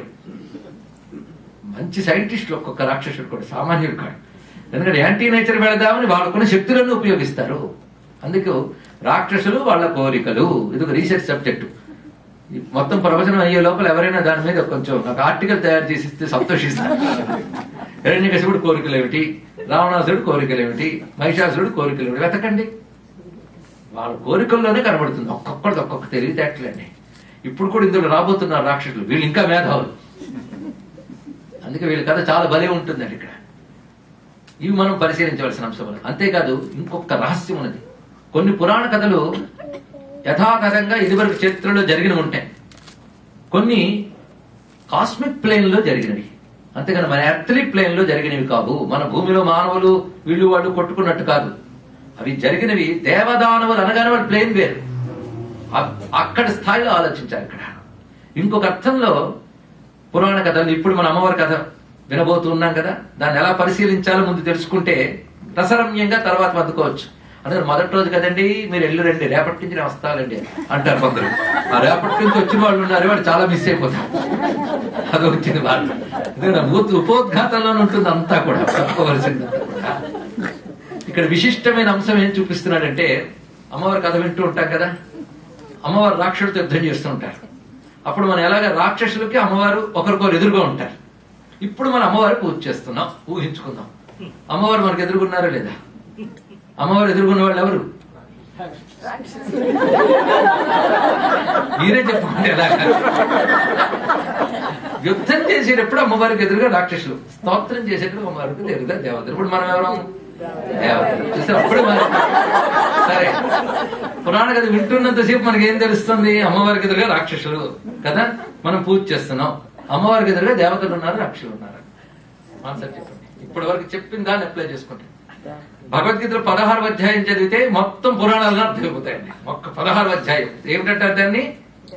దేవాసుర సంపద్ విభాగ యోగం. అందులో దేవతలు అంటే ఎవరు, రాక్షసులు అంటే ఎవరు అని రాశాడు. ఇంటికి వెళ్ళిన తర్వాత అధ్యాయం తీసి 2 లిస్టులు రాసేసుకోవచ్చు ప్రతి వాళ్ళు. రాసుకుని మనలో ఏమున్నాయి, దైవీ గుణాలు ఆసురీ గుణాలు అని అద్భుతమైన చాప్టర్ ఉంటుందండి. ఆ రెండింటి మధ్య ఘర్షణే మొత్తం మన జీవితం, అవునా లేదా? ఆ ఘర్షణ, ఈ ఘర్షణలో దైవీ శక్తులు బలం కావాలి. ఎందుకు దైవీ శక్తులు బలం కావాలంటే మన కృష్ణుడు ఒక్క మాట చెప్తాడు, దైవీ సంపద్ విమోక్షాయ నిబంధాయ ఆసురీ మత. దైవీ సంపద అంటే దైవీ గుణాల సంపద ఉంటే నీకు ముక్తి లభిస్తుంది. అసురు గుణాలు ఉంటే ఇంకా ఇంకా బంధాల్లోకి బాధపడుతుంటాను ఆయన. అది ముక్తి కావాలంటే దైవీ గుణాన్ని డెవలప్ చేసుకో. ఇవి అర్జునుడికి చెప్పి నువ్వు బాధపడకలే, నీ దైవీ గుణాలు ఉన్నాయని చెప్పాడు ఆయన. లేకపోతే ఆయన ముందు సారథ్యం వహించి బండి నడపాల్సిన అవసరం ఆయనకి ఏముంది ఇక్కడ? కనుక దైవీ గుణాలు అభివృద్ధి చేసుకోవాలి కదా. అక్కడ మనం అర్థం చేసుకుని ఇక్కడ చూస్తే అమ్మవారిని మనం ఆరాధన చేస్తున్నప్పుడు, ఆరాధన చేస్తున్నంతసేపు బహుశా దైవీ గుణాలు ఉండవచ్చు, అంతే కదా. అయిన తర్వాత ఏ గుణాలు మేల్కొంటో ఈశ్వరుడు గనుక. కానీ మనలో ఈ రెండు ఉన్నప్పుడు అమ్మవారు ఒక్కొక్క రాక్షసుడు కొట్టుకుంటూ వెళ్తూ ఉంటారు. అసలు ప్రధానమైన రాక్షసుడు ఉంటే వాడి చుట్టూ అనేక సేనాధ్యక్షులు, మంత్రులు, భయంకరమైన బలగం ఉంటుంది. అమ్మవారు ఒక్కొక్కరిని కొడుతూ ఉంటారు, తన నుంచి ఒక్కొక్క రూపం తెచ్చి కొడుతూ ఉంటారు. అక్కడ మనం పరిశీలించవలసింది, అమ్మవారి నుంచి వచ్చుకున్న ఒక్కొక్క దేవత మనలో ఉన్న ఒక్కొక్క దుర్గుణాన్ని కొడుతున్నారు. అలా కొట్టమని ప్రార్థించాలి. అందుకే పురాణ కథల్ని అలా పారాయణ చేయాలి. రామాయణమైనా అలాగే పారాయణ చేయాలి, భాగవతమైనా అలా పారాయణ చేయాలి. దీన్ని బట్టి రామాయణం జరగలేదన్న మాట అనుకుంటే పొరపాటు అన్నమాట. అప్పుడు ఎందుకు జరిగాయి వదిలేయండి, ఇప్పుడు ఎందుకు జరగాలో తెలుసుకోవాల్సింది. అలా మనం పరిశీలిస్తే అమ్మవారు ఉపాసకులకి ఆ తల్లి అనుగ్రహం ఎలా లభిస్తుంది, చిట్ట చివరికి అన్ని రకాల అసురభావాలు తొలగించి ఆ తల్లి ఎలా పీఠం వేసి కూర్చుంటుంది మనస్సులో అనేటువంటిదే మన లలితోపాఖ్యానంలో తెలుసుకోవాలి. చివరి 7వ రోజు వచ్చేటప్పటికల్లా మన మనస్సులో అమ్మవారికి పీఠం వేసేయాలి. ఆవిడ కూర్చుని ఉండాలి, నెలకొని ఉండాలి. అదే లలితోపాఖ్యానం యొక్క పరమార్థం. అంతేకాదు ఈ లలితోపాఖ్యానం అనే పేరుతో బ్రహ్మాండ పురాణం ఉన్నదాన్ని మనం లలితా చరితం అని మార్చుకున్నాం ఇక్కడ. ఎందుకంటే ఎలాగో ఉపాఖ్యానం అంతా చెప్పలేం గనక సారాంశాన్ని కలుపుకుంటూ చరితం అన్నాం ఇక్కడ. అయితే ఇక్కడ అమ్మవారు అంటే ఏమిటో ఒక డెఫినేషన్ ఇవ్వబోతూ ఉన్నాడు హయగ్రీవ స్వామి. దయచేసి శ్రద్ధగా వినవలసిందిగా ప్రార్థన. ఎందుకంటే ఇందులో రూపాలు కథలు ముందు చెప్పడం, 3 వాక్యాలు చెప్తాడంతే. ఈ 3 వాక్యాలు బాగా గుర్తు పెట్టుకుంటే నిరంతరం చాలండి. నిజంగా అమ్మవారు అంటే ఏమిటో తెలుసుకోవాలనుకునే వాళ్ళకి ఇది. అందుకని అమ్మవారు అనగా ప్రతి శుక్రవారము మేము పట్టు చీరలు కట్టుకోవచ్చు, కుంకుమలు వేసేటువంటి ఒక దేవత. అంతేగాని మా ఆవిడ లలితా శాస్త్రం చదువుతుంటుంది రండి అనుకోవడం కాదు. అమ్మవారంటే ఏమిటో ముందు చెప్తున్నాడు ఇక్కడ. అత్యద్భుతమైన 3 వాక్యాలు, 3 పాదముల శ్లోకం. అందులో 8 సూత్రములు ఉంటాయి. చిన్నదే కానీ ఇక్కడ శ్రద్ధాళువులు, ఆలోచనాపరులైన మంచి శ్రోతలు వచ్చారు గనక నేను దాన్ని కాస్త వివరించడానికే సిద్ధపడ్డాను. మీకు సమ్మతమైన ఏకం కథలోకి వెళ్ళిపోదామా? అనాదిరఖిలాధార సదసత్కర్మ రూపిణి ధ్యానైక దృశ్యా జ్ఞానాంగి విద్యాంగి హృదయాస్పద ఆత్మైక్యాద్ వ్యక్తి మాయాతి చిరానుష్ఠాన గౌరవాత్. 8 ఈ ఒక్క 3 శ్లోకంలో, 3 పాదాల శ్లోకంలో 8 మహావాక్యాలు లాంటి అద్భుతమైన సూత్రవాక్యాలు చెప్పాడు ఇక్కడ. ఆ తల్లి అనాది. నిజానికి అనాది రఖిలాధార ఒకే వాక్యం, దీన్ని మళ్ళీ 2 చేసుకుంటే 9 అవుతాయి. మొత్తం నవావరణలాగా 9 వాక్యాలు ఉన్నాయి. అనాది అఖిలాధార. మొట్టమొదట ఎవరయ్యా ఆ శక్తి అంటే ఆ శక్తిని చిచ్చక్తి అంటారు ఇక్కడ. చిత్ శక్తి, చిత్ అంటే చైతన్యం, కాన్షియస్నెస్, దాని నుంచి వచ్చే ఎనర్జీ. ఈ విశ్వం అంతా చిచ్చక్తిమయం, అందులో సందేహం లేదు. మనలో, బ్రహ్మాండంలో, అన్నిట్లో ఉన్నది అదే. ఇప్పుడు కెరటాల్లో, సముద్రంలో ఒకే నీరున్నట్టు మనలోను పరమాత్మలోనూ ఉన్నది ఒకటే శక్తి.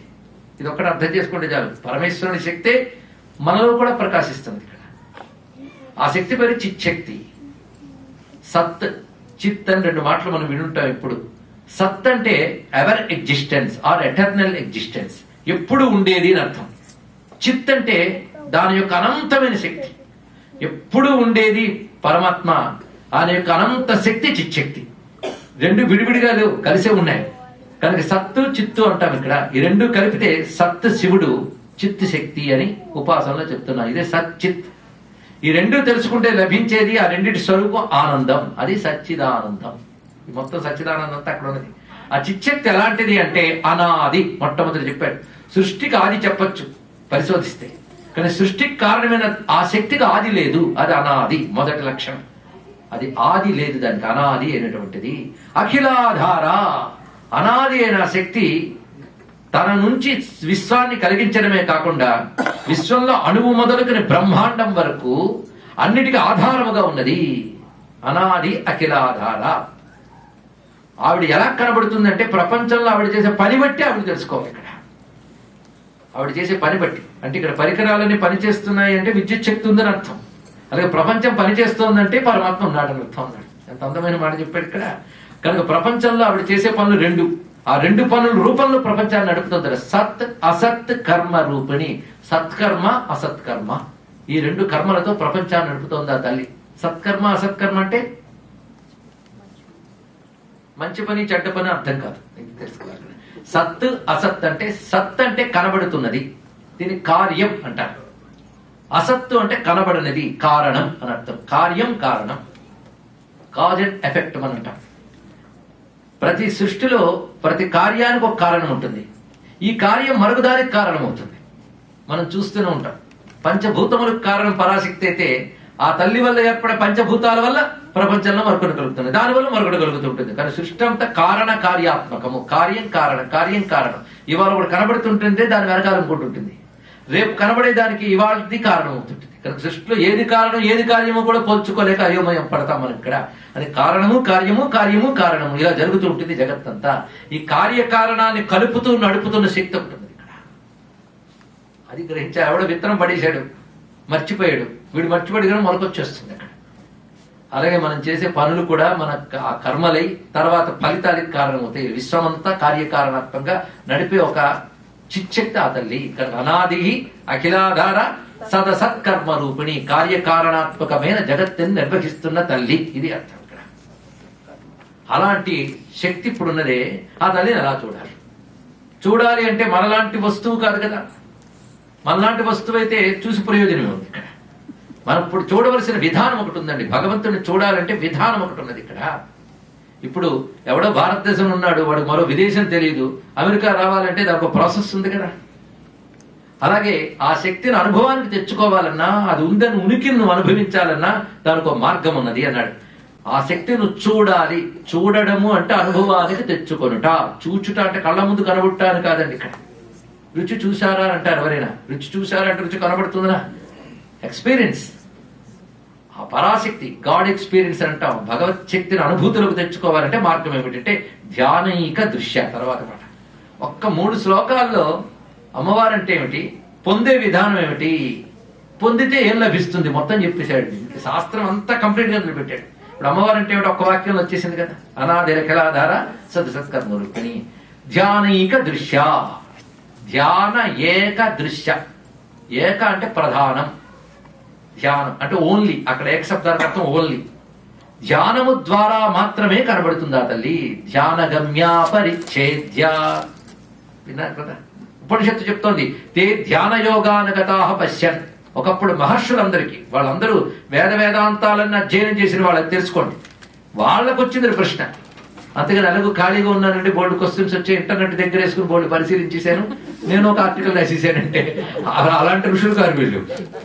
మహర్షులు వాళ్ళు తప్పించి సాధనలు చేసి అనుభూతులకు తెచ్చుకోవడం కోసం ఏం చేశారంటే, అసలు మనం ఎవరు, ఎక్కడి నుంచి వచ్చాం, ఈ ప్రపంచం అంతా దేని వల్ల నడుస్తుంది, అందుకే నేనెవరు ప్రపంచం ఎవరు, దీనికి ఆధారం ఏది, ఏది లేకుండా ఎక్కడి నుంచి వచ్చింది, కుతో జాత, ఎక్కడి నుంచి కలిగింది, జీవామ కేన వావయం, కేన దేని చేత మేము జీవిస్తున్నాం.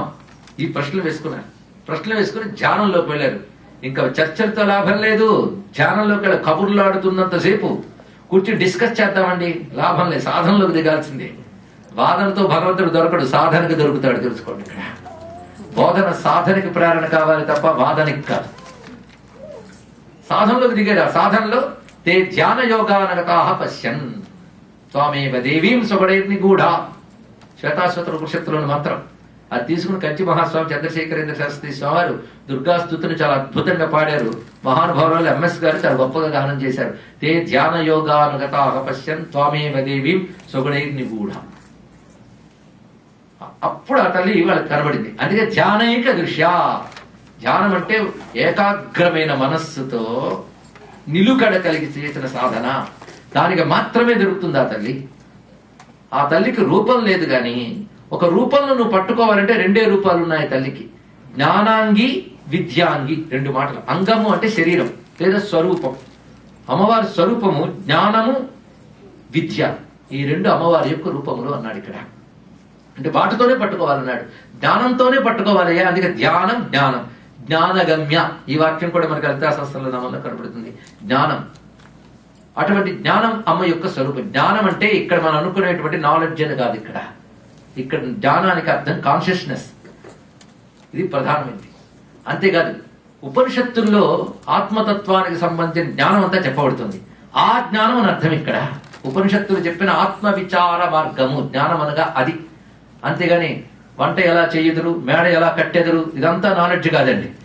అవి నాలెడ్జ్ కాదా అంటే లోకంలోకి పనికొచ్చే విద్యలు. కానీ పరతత్వాన్ని అనుభూతిలోకి పనికి తెచ్చుకోవడానికి కావలసిన జ్ఞానం వేరే ఉంది. ఆ జ్ఞానం పేరు ఉపనిషత్తు, వేదాంతం. సర్వ వేదాంత సంవేద్య సర్వోపనిషదుద్ఘుష్ట. లలితా సహస్రనామాన్ని మనం గుర్తు తెచ్చుకుంటూనే ఉన్నాం. అందుకు వేదాంతములు యందు చెప్పబడ్డ ఏ జ్ఞాన విచారణ మార్గం ఉన్నదో ఆ జ్ఞానం ఆవిడ యొక్క రూపం. అయితే ఆ జ్ఞానం ఎలాంటిదంటే ఇట్స్ క్వైట్ అబ్స్ట్రాక్ట్. అలాంటి నామరూపరహితమే కేవల సచ్చిదానందమైనటువంటి స్వరూపం. ఇప్పటి వరకు ఇంత వర్ణన చేశాం కదండి. ఎక్కడ రూపం పేరుందా? ఏమీ లేవు. అనాది అఖిలాధార సదసత్కర్మ రూపిణి అంటే అసలు ఏ రూపమైనా ఉందా ఇంతవరకు? త్రిశూలం పట్టుకున్నావిడు గాని, వీణ పట్టుకున్నావిడు గాని, శంఖచక్రాలు పట్టుకున్నవాడు ఎవరూ లేరే. దీన్ని బట్టి ఏం చెప్తున్నాడు ఇక్కడ? అది కేవలం సర్వవ్యాపక మహా చైతన్య శక్తి మాత్రమే. నిరాకారం, నిర్గుణం, నిరంజన్. అలాంటి ఆ స్వరూపం గురించే వేదాంతం చెప్తుంది. ఆ జ్ఞానం ద్వారానే తెలుస్తుంది. కానీ ఆ జ్ఞానం కూడా తేలిక కాదు కదా. జ్ఞానం ఆవిడ రూపమే, కానీ ఆ జ్ఞానం పొందడం కూడా కష్టమే. ఇంకొకటి రెండవ మార్గం విద్య అన్నారు. విద్యకి జ్ఞానానికి తేడా ఏమిటి ఇది కూడా తెలియాలి కదా. అయితే నేను శాస్త్ర పరిభాషలో తెలుసుకోవాలండి. వ్యవహారంలో భాషకు అర్థాలు వేరు, శాస్త్రంలో అర్థాలు వేరు. రెండింటికి ఈ శాస్త్ర పరిభాషలో తెలుసుకోవాలి. విద్య అంటే వ్యవహారంలో ఎడ్యుకేషన్, కానీ శాస్త్రంలో విద్య అంటే ఉపాసన. ఇది అర్థం ఇక్కడ. విద్య అనగా ఉపాసనా మార్గము. ఉపాసనా మార్గం అంటే పరతత్వం ఒక్కరైనా రకరకాల దేవతలుగా ఆరాధింపబడుతున్నప్పుడు ఆ దేవత ఎవరు, ఆ దేవతకు చెందిన మంత్రం ఏమిటి, యంత్రం ఏమిటి, పూజా పద్ధతి ఏమిటి, ఏ విధానంలో ఆరాధించాలి, ఇవన్నీ తెలిపిన శాస్త్రం ఒకటి ఉంటుంది. దాని పేరు విద్య, దాని ఉపాసన. మీరు ఏ దేవతను ఆరాధిస్తారో ఆ దేవతకు సంబంధించిన ఈ నాలెడ్జ్ ని తెలుసుకుని దాని ప్రకారం ఆరాధించాలి. అందుకే శ్రీ విద్య అంటాం కదా. శ్రీ విద్య అనగానే ఉపాసనా శాస్త్రం అర్థం. శ్రీ అంటే అమ్మవారు, ఆవిడని ఆరాధించే పద్ధతి పేరు విద్య. ఆ ఉపాసన మంత్ర మార్గం. ఇది జ్ఞాన మార్గం కంటే కొంచెం తేలిక. జ్ఞాన మార్గం కంటే కొంచెం తేలిక అన్నాను కానీ తేలికని మాత్రం లేదు, తెలుసుకుంటాం. జ్ఞానం కొంచెం అబ్స్ట్రాక్ట్ గా కష్టం, విద్య పర్వాలేదు. ఒక మంత్రం పట్టుకుంటాం, ఒక యంత్రాన్ని పూజిస్తాం, ఒక దేవతను ఆరాధిస్తాం, అందులో మనకి అందుబాటులోకి వస్తుంది. కానీ అక్కడితో ఆగిపోకుండా ఆ విద్య ఏం చేస్తుందంటే ముందు ప్రారంభించి క్రమంగా లోపలికి వెళుతూ ఉంటే జ్ఞానంలోకి లభిస్తుంది. అది గొప్పదండి. అందుకే విద్య చాలా ప్రధానం. విద్య జ్ఞానంలోకి వెళ్తుంది, జ్ఞానం వల్ల ధ్యానం కుదురుతుంది, ధ్యానంలో అమ్మవారు కనబడుతుంది. అది ఇక్కడ జ్ఞానైక దృశ్య జ్ఞానాంగి విద్యాంగి అని ఆర్డర్ ఎంత గొప్పగా చెప్పాడు చూడండి. మరి ఇటు నుంచి వెళ్ళాలి. విద్యాంగి, జ్ఞానాంగి, ధ్యానైక దృశ్య. కనుక అమ్మవారు ఉపాసనా రూపంతో ఉంటారు. అందుకే అమ్మవారి మంత్రమో నామమో చేస్తూ ఉన్నప్పుడు అదేదో అక్షరాలు గుంపు అనుకోకూడదు. ఆ అక్షరాల రూపంలో అమ్మవారు ఉన్నారని తెలుసుకోవాలి కదా. అంతేగాని మంత్రం మనం తయారు చేసింది కాదు కదా. లలిత నామమే మంత్రం అండి. శ్రీమాత్రే నమః మంత్రం చేసుకోవాలంటే అదే మంత్రం.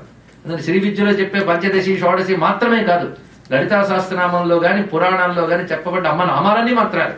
ఎందుకు మంత్రాలు అయ్యి? మీరు నేను తయారు చేయలేదు కనుక. మనం తయారు చేసిన మనవలనే ఉండును, లాభం లేదు.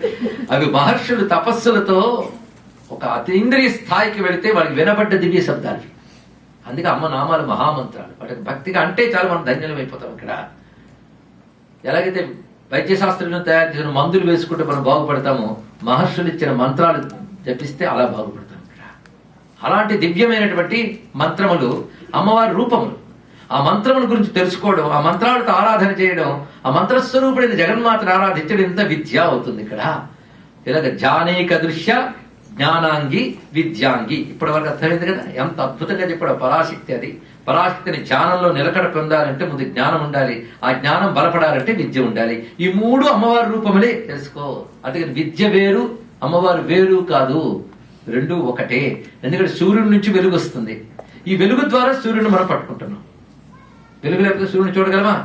కానీ వెలుగు ద్వారా సూర్యుడిని పట్టుకున్నాక సూర్యుడు తెలిసిపోయాక వెలుగుపోయిందా? పోలేదు. వెలుగే కదా సూర్యుడిని చూపించింది. వెలుగు ఎవరు? సూర్యుడి రూపమే. అలాగే విద్యా జ్ఞానం అమ్మవారిని తెలియడానికి సహకరించిన విద్యా జ్ఞానం కూడా అమ్మవారి రూపములే, అది చూపిస్తున్నాడు ఇక్కడ. అందుకే జానీక దృశ్య జ్ఞానాంగి విద్యాంగి, ఇంత బాగుందండి. అటువంటి అమ్మవారిని ఎక్కడ చూడాలి? ఎక్కడుంది ఆవిడ?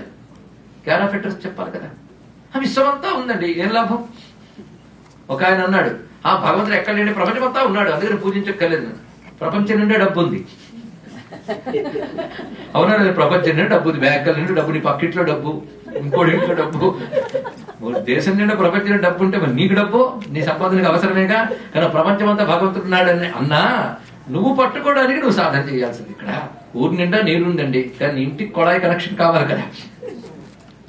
అదేవిధంగా ప్రపంచవ్యాప్తంగా భగవత్ శక్తిని నువ్వు అనుసంధానం చేసుకోవాలి, లోపం అది, అది పట్టుకోగలగాలి. అయితే ఎక్కడుందండి ఆవిడ? అద్భుతమైన మాట చెప్తున్నాడు, హృదయాస్పద. హృదయ ఆస్పదం, ఆస్పదం అంటే నివాసం, హృదయాస్పద అంటే హృదయంలో ఉంది ఆవిడ. ఎంత బాగుంది, ఎక్కడో వెతకక్కర్లేదంటే ఇక్కడ ఉంది, అందుకే వెతకట్లే.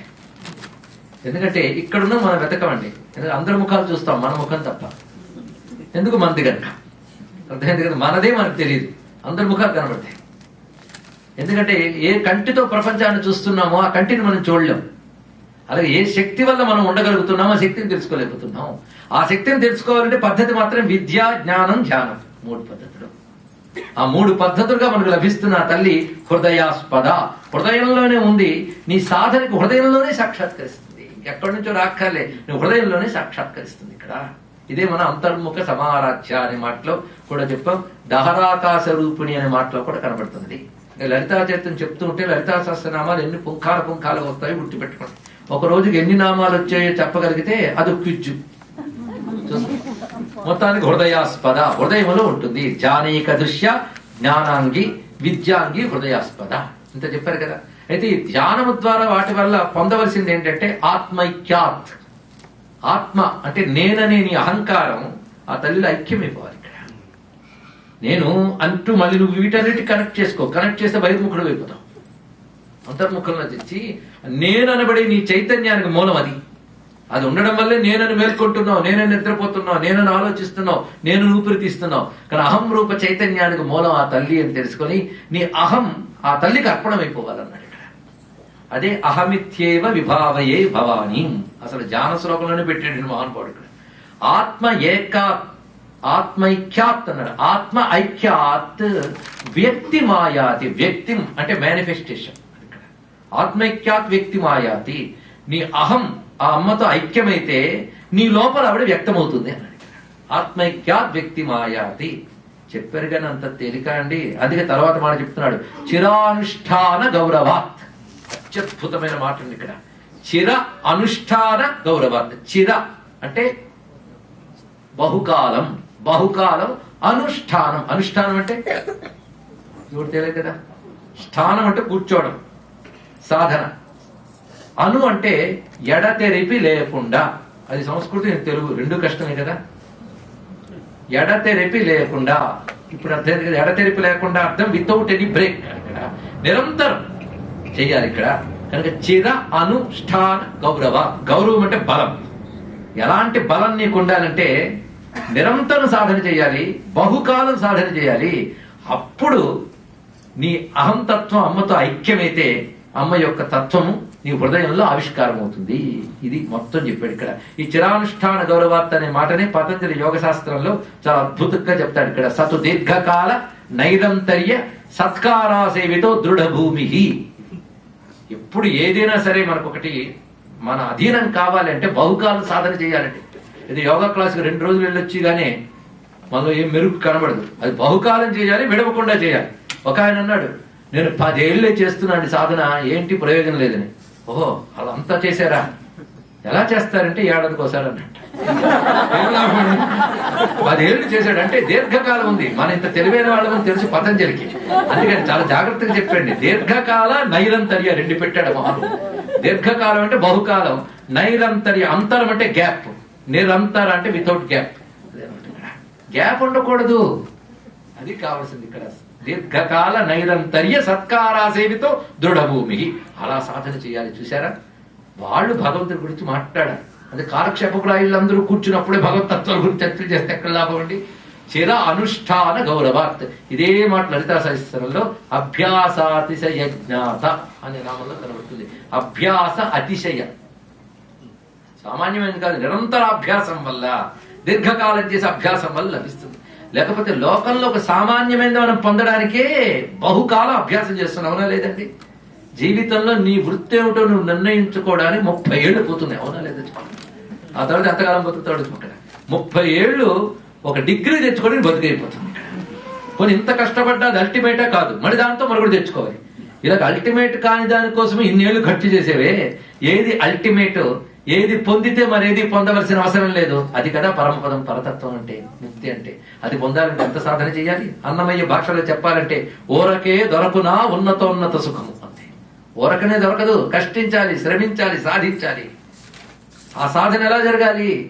జానీక దృశ్య జ్ఞానాంగి విద్యాంగి హృదయాస్పద ఆత్మైక్యాత్ వ్యక్తి మాయాతి చిరానుష్ఠాన గౌరవాత్.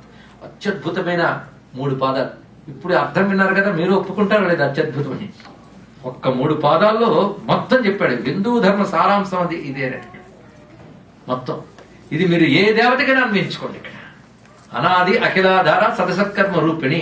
ఆ స్వరూపాన్ని విష్ణువు అనుకుంటే విష్ణువు, శివుడు అనుకుంటే శివుడు. స్వరూపం ఒక్కటే, సాధన ఒక్కటే, క్రమం ఒక్కటే, పొందేది ఒక్కటే. ఇదే పద్ధతి. అందుకే అనాది అఖిలాధార సదసత్కర్మ రూపిణి ధ్యానేక దృశ్య జ్ఞానాంగి విద్యాంగి హృదయాస్పద ఆత్మైక్యాత్ వ్యక్తి మాయాతి చిరానుష్ఠాన గౌరవాత్ ఇంత చెప్పాడు ఇక్కడ. అనగానే ఒక్కసారి ఆనందపరచుడే అగస్త్య మహర్షి అడిగాడు, స్వామి అనాది అఖిలాధార అయినటువంటి ఆ శక్తిని ఉపాసించవలసిన పద్ధతులు, ఆ తల్లి మహిమ ఇవన్నీ చెప్పవయ్యా అంటే ఆ జగన్మాత యొక్క లీలని చెప్పడం మొదలుపెట్టాడు ఇక్కడ. ఇప్పుడు లీల అనేది మొదలవుతుంది. ఇప్పటి వరకు చెప్పిన తత్వం అంటారు, ఇప్పుడు చెప్పబోయేది లీల. కనుక భగవంతుడు అనే దానికి 2 ఆస్పెక్ట్స్ ఉంటాయి. ఒకటి తత్వము, ఇంకొకటి లీల.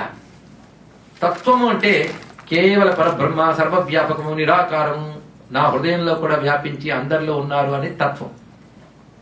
లీల అంటే ఆ పరబ్రహ్మమైన పరమేశ్వరుడు జగత్ రక్షణ కోసమై వివిధ రూపాలు ధరించి వచ్చి వివిధ నామము రూపము స్వీకరించి లోకానుగ్రహం కోసం వివిధ కృత్యాలు వివిధ కాలాల్లో చేస్తాడో చేస్తుందో.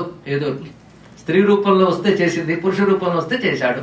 అది శివుడైనా విష్ణువైనా అమ్మవారైనా ఒకే పరతత్వం యొక్క అభివ్యక్తి.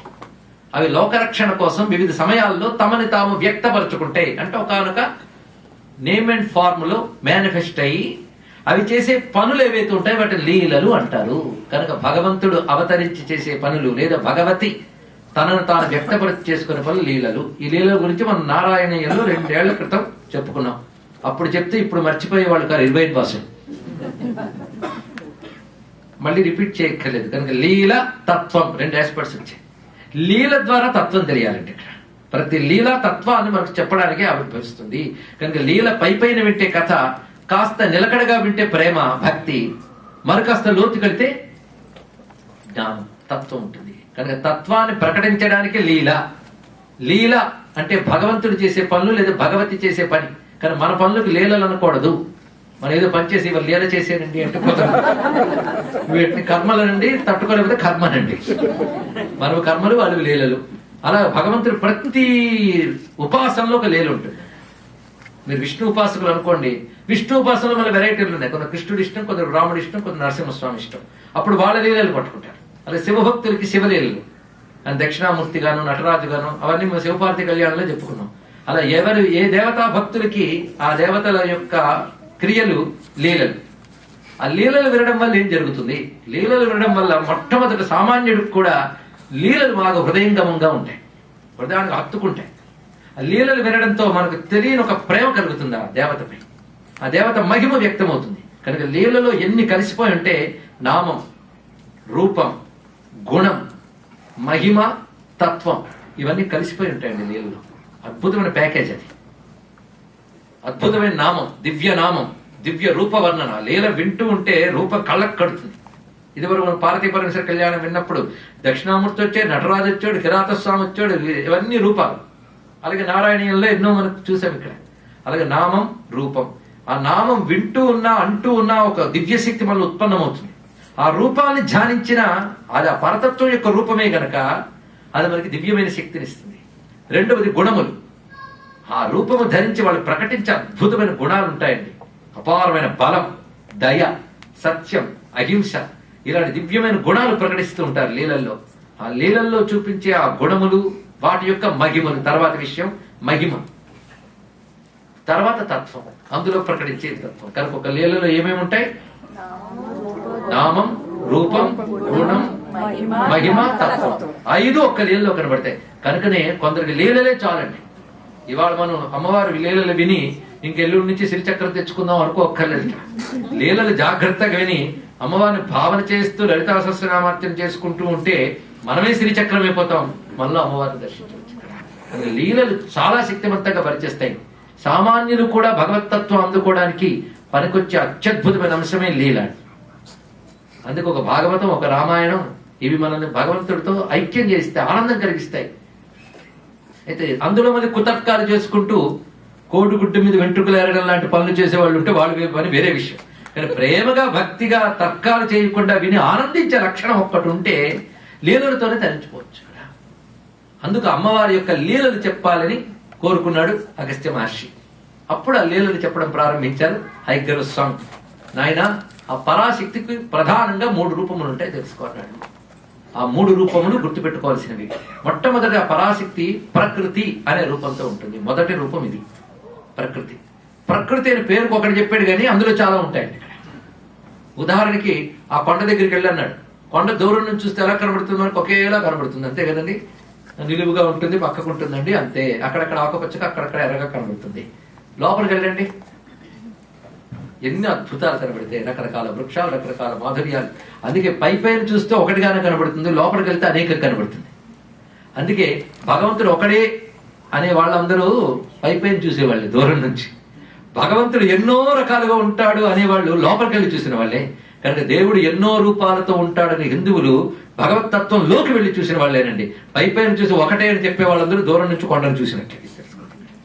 అర్థమైన వాళ్ళకి అర్థమైనంత లోపలికి దిగాలి. దిగితే ఎన్నో అందాలు కనబడతాయి ఇక్కడ. అలా భగవతత్వాన్ని లోపలికి వెళ్ళాలి. ప్రకృతి అని ఒకటే చెప్పేశాడు కానీ ప్రకృతి ఒకలా ఉందా? ఈ ప్రకృతి ఎవరు? ఇప్పుడు ఆ ప్రకృతి గురించి ముందు చెప్పుకుని తర్వాత రెండో రూపం దగ్గరికి వెళ్దాం. ప్రకృతి నిజానికి దీన్ని దేవి భాగవతం ప్రమాణం తీసుకోవాలి. ఇదే అంశం మనకి లలిత మహాత్మ్యంలో కూడా చెప్పారు. ప్రకృతి, ప్రకృతి అంటే కృతి అంటే చెయ్యబడినది. నేను తెలుగులోనే చెప్పాను, డన్ ఆర్ మేడ్, చెయ్యబడినది. ప్ర అంటే ఈ కృతికి ముందే ఉండేవరో అది ప్ర. ప్ర అంటే ప్రయర్, ప్రయార్, అదే ప్రథమం. కృతికి ఏది ప్రథమమో అది ప్రకృతి అన్నాడు. ఎంత అందమైన మాట చెప్పారు ఇక్కడ. కృతి అంటే ఈ ప్రపంచం, ఈ ప్రపంచమంతా, విశ్వమంతా కృతి. అంటే నువ్వు చూసే భూమే కాదు, అనంతమైన గ్రహ నక్షత్రాదులు, వాటిలో ఉన్న లోకములు, ఇదంతా కృతి, చెయ్యబడింది. అంతేగాని మీరు నేను ఎవరు చేయలేదు కదా. కానీ కొంచెం ఆలోచిద్దామని మన తాతలు చేశారేమో రీసెర్చ్ చేసి, లాభం లేదు. ఇది మనం ఎవరం చేయలేదు, కృతి ఉంది ఇక్కడ. ఆ కృతికి ఎవరు ప్ర, కృతి కంటే ముందు ఎవరున్నారో అది ప్రకృతి. ముందుండడమే కాదు, కృతికి ఎవరు ప్రధానమో వారి ప్రకృతి. కృతిలో ఎవరు ప్రకృష్టమో అది ప్రకృతి. 3 ప్రాలు వచ్చే చూసారా? రిపీట్. ప్రథమం, ప్రధానం, ప్రకృష్టం. 3. కృతికి ప్ర అయినదే నాడు ఒకటే మాట చెప్పారు. కృతి అంటే నువ్వు చూస్తున్న అనంత విశ్వానికి, నువ్వు చూడలేని విశ్వానికి కూడా ఇది ఏర్పడక ముందు ఎవరున్నారో అది ప్ర. ఇది ఏర్పడడానికి ఎవరు ప్రధాన కారణమో అది ప్ర. ఏర్పడిన ప్రపంచంలో తన శక్తితో ఎవరు వ్యాపించిపోయి ఉన్నారో అది ప్ర. ప్రకృష్టం అంటే చూస్తున్న ప్రపంచంలో అసలు ఎసెన్స్ ఎనర్జీ అదేగా, అదే ఆ సార స్వరూపం అమ్మవారి శక్తి. శక్తి లేకపోతే ప్రపంచం లేదు కదా. ఏ దేవత అయినా సరే పని చేయాలంటే శక్తి ఉండాలండి. ఒక దేవత వచ్చి ఏమి వరం కావాలన్నా భక్త అని చెయ్యెత్తాడంటే ముందు చెయ్యెత్తడానికి శక్తి కావాలని, తర్వాత వరం ఇచ్చే శక్తి. కానీ వాడికైనా శక్తి ఉండాలి కదా. కనుక దేవతలు మొదలుగా అందరి వరకు. అయితే మనకంటే వాళ్ళకి ఎక్కువ శక్తి ఉంటుందండి. సముద్రంలో పెద్ద కెరట ఒకటి ఉంటుంది, చిన్న అల ఉంటుంది. అంతే మన చిన్న అల లాంటి వాళ్ళనైతే ఇంద్రాది దేవతలు కెరటాలు పెట్టేవారు. కానీ ఆ కెరటాల్లోని చిన్నలలోనూ ఉన్నది మాత్రం ఒకే సముద్ర జలం. ఎలాగో మనలోను దేవతల్లో ఉన్నది ఒకటే చిచ్చక్తి. ఆ చిచ్చక్తిని పొందే ప్రయత్నం మనం చేయాలి, తెలుసుకునే ప్రయత్నం చేయాలి ఇక్కడ. అందుకే ఆ చిచ్చక్తి అనే ప్రకృతి సృష్టికి పూర్వమే ఉంది, సృష్టి అంతటా వ్యాపించి ఉంది, సృష్టికి ప్రధానమే శక్తిగా లోపల ఉంది కనుక ప్రకృతి అన్నారు. ఇది అమ్మవారి యొక్క ప్రథమ రూపం. ఈ ప్రపంచం అంతా ఏర్పడింది అందువలే కదా. ఈ ప్రకృతి ప్రధానంగా 5 మూర్తులుగా ఉపాసింపబడుతుంటుంది. ఇవి 5 పూర్ణ బ్రహ్మములు అంటారు ఇక్కడ. 5 ఏమిటంటే దుర్గా, లక్ష్మి, సరస్వతి, గాయత్రి, రాధ. ఈ 5 పూర్ణ బ్రహ్మ స్వరూపములు, పరిపూర్ణ రూపములు అంటారు అమ్మవారికి. ఇవి కాక ప్రధానాంశ రూపములుగా గంగా ఇత్యాది రూపములు, గంగా, తులసి, భూదేవి ఇలాంటి రకరకాల దేవతా రూపములు, స్త్రీ దేవతా రూపములు ఉన్నాయే. ఇవన్నీ కూడా అంశ రూపాలు, కళారూపాలు. ఇవన్నీ కలిపి ప్రకృతి. ప్రకృతి అనే ఆస్పెక్ట్ ఇంత గొప్పగా చెప్తున్నారు ఇక్కడ కాన్సెప్ట్. ఈ ప్రకృతి ఎప్పుడు ఉంటుందండి, వాళ్ళు ఎప్పుడు ఉంటూ ఉంటారు. ఎందుకంటే సృష్టిలో విద్య ఉన్నంతకాలం సరస్వతి ఉన్నట్టే లెక్క, సంపద ఉన్నంతకాలం లక్ష్మి ఉన్నట్టే లెక్క, అలాగే ఇచ్ఛాజ్ఞాన క్రియలు పటుత్వం ఉన్నంతకాలం దుర్గున్నట్టే లెక్క, సూర్యమండలం ఉన్నంతకాలం గాయత్రి ఉన్నట్టే లెక్క. ఈ ప్రపంచమంతా ఏ ప్రేమతో అమ్మ సృష్టిస్తోందో ఆ ప్రేమ పేరు రాధ. ఇవి ఎప్పుడు ఉంటాయి కదా. ప్రకృతి అనేది అమ్మవారి యొక్క కాన్స్టెంట్ గా ఉండేటువంటి ప్రపంచాన్ని నడిపే ఒకనొక శక్తి ఎప్పుడు ఉంటుంది. అలాంటి ప్రకృతి రెండవ స్వరూపం ఏంటో చెప్తున్నాడు ఇక్కడ. లలితాదేవి యొక్క మొదటి రూపం ప్రకృతి కనుక దుర్గా, లక్ష్మి, సరస్వతి ఇవన్నీ కూడా ఈ అనాది రఖిలాధార అయినటువంటి లలితాదేవియే. ఆ లలితాదేవి యొక్క ప్రథమ రూపం ప్రకృతి. రెండవ రూపం ఏంటో వివరిస్తున్నారు ఇక్కడ. రెండవ రూపము జగన్మోహిని. జగన్మోహిని అంటే విష్ణువు ధరించాడే ఎప్పుడు క్షీరసాగర మథనంలో అమృతం పంచేటప్పుడు ఏమో ఏ రూపం జగన్మోహిని. అది ఇక్కడ ఆ జగన్మోహిని రూపంట. అంటే విష్ణు మగాడు కదండి, ఆయన ఆడరూపం ధరించడం ఏంటి అసలు, ఇది కొంచెం ఆలోచించవలసింది కదా. ఇది మనకు సౌందర్య లహరిలో హరిస్వామారాధ్య ప్రణత జన సౌభాగ్య జనని పురానారీ భూత్వా పురరిపుమపి క్షోభమనయత్. గొప్ప మాట చెప్పాడు. అసలు ఆ జగన్మోహిని తత్వం చాలా విశేషమైన అంశం. అది నారాయణీయంలో మనం చెప్పేసుకున్నాం కానీ నేను రిపీట్ చేయండి. రెండవ స్వరూపం జగన్మోహిని. అశేష జనమోహిని అరుణమాల్య భూషాంబరా జపాకుసుమ భాసురాం జప విధౌ స్మరేది. అక్కడ రాక్షసులను మోహింపజేసిన జగన్మోహిని. వాళ్ళు అసలు పని మర్చిపోయారు చూసారా, అమృతం మాట మర్చిపోయారు జగన్మోహన్ రాగానే. అప్పుడు విలాసాలు, ఆ ఓరచూపులు, ఆ బయట విసుగులు వీటన్నిటిలో పడిపోయి అమృతం పట్టించాలన్న విషయం మర్చిపోయి అలా చూస్తూ కూర్చున్నారు. దేవతలకు మాత్రం అమృతం పట్టించేసింది ఆవిడ. మరి దేవతలు ఎందుకు మోహంలో పడలేదు ఆలోచించండి. ఎక్కడే రహస్యం జగన్మోహిని తత్వం తెలుసుకోవడానికి. ఇప్పుడు అమృతం పట్టిస్తున్న జగన్మోహిని మనము ధ్యానం చేద్దాం. రాక్షసుల్లా కాదు, దేవతల్లా. వాళ్ళకే కనబడుతోంది, వీళ్ళకే కనబడుతుంది, రెండు కూడా. ఇందులో ఒక రహస్యం ఉందండి. ఎందుకంటే పురాణం కొంచెం ఆలోచిస్తే అందులో ఒక అద్భుతమైన రహస్యం ఉంటుంది. అందుకే కథలో ఆగిపోతే మతం, అర్థం తెలుసుకుంటే ఆధ్యాత్మికం. That is universal. మొదటిది రిలీజియన్, రెండవది యూనివర్సల్.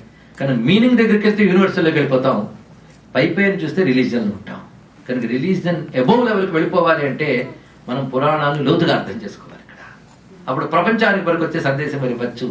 నేను జగన్మోహన్ గురించే చెప్తాను, ఇంకేమీ క్షీరసాగర మథనం ఘట్టం వదిలేద్దాం.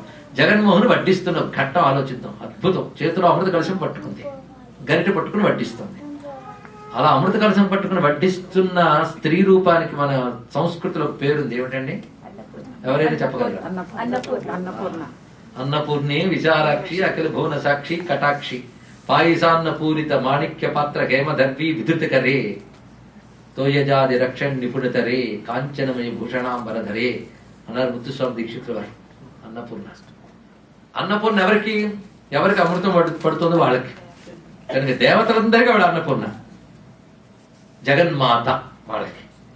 ఇక అక్కడ రాక్షసులకు జగన్మోహిని, వాళ్ళకి అమృతం పడట్లేదు, అమృతం వైపు దృష్టి లేదు వాళ్ళకి. అసలు ఆవిడ విలాసాలు చూస్తూ కూర్చున్నారు. ఎదురుగా ఉన్నది ఒకే ఆవిడ, కానీ వాళ్ళకి జగన్మోహిని, వీళ్ళకి జగన్మాత. తేడా ఏమిటి?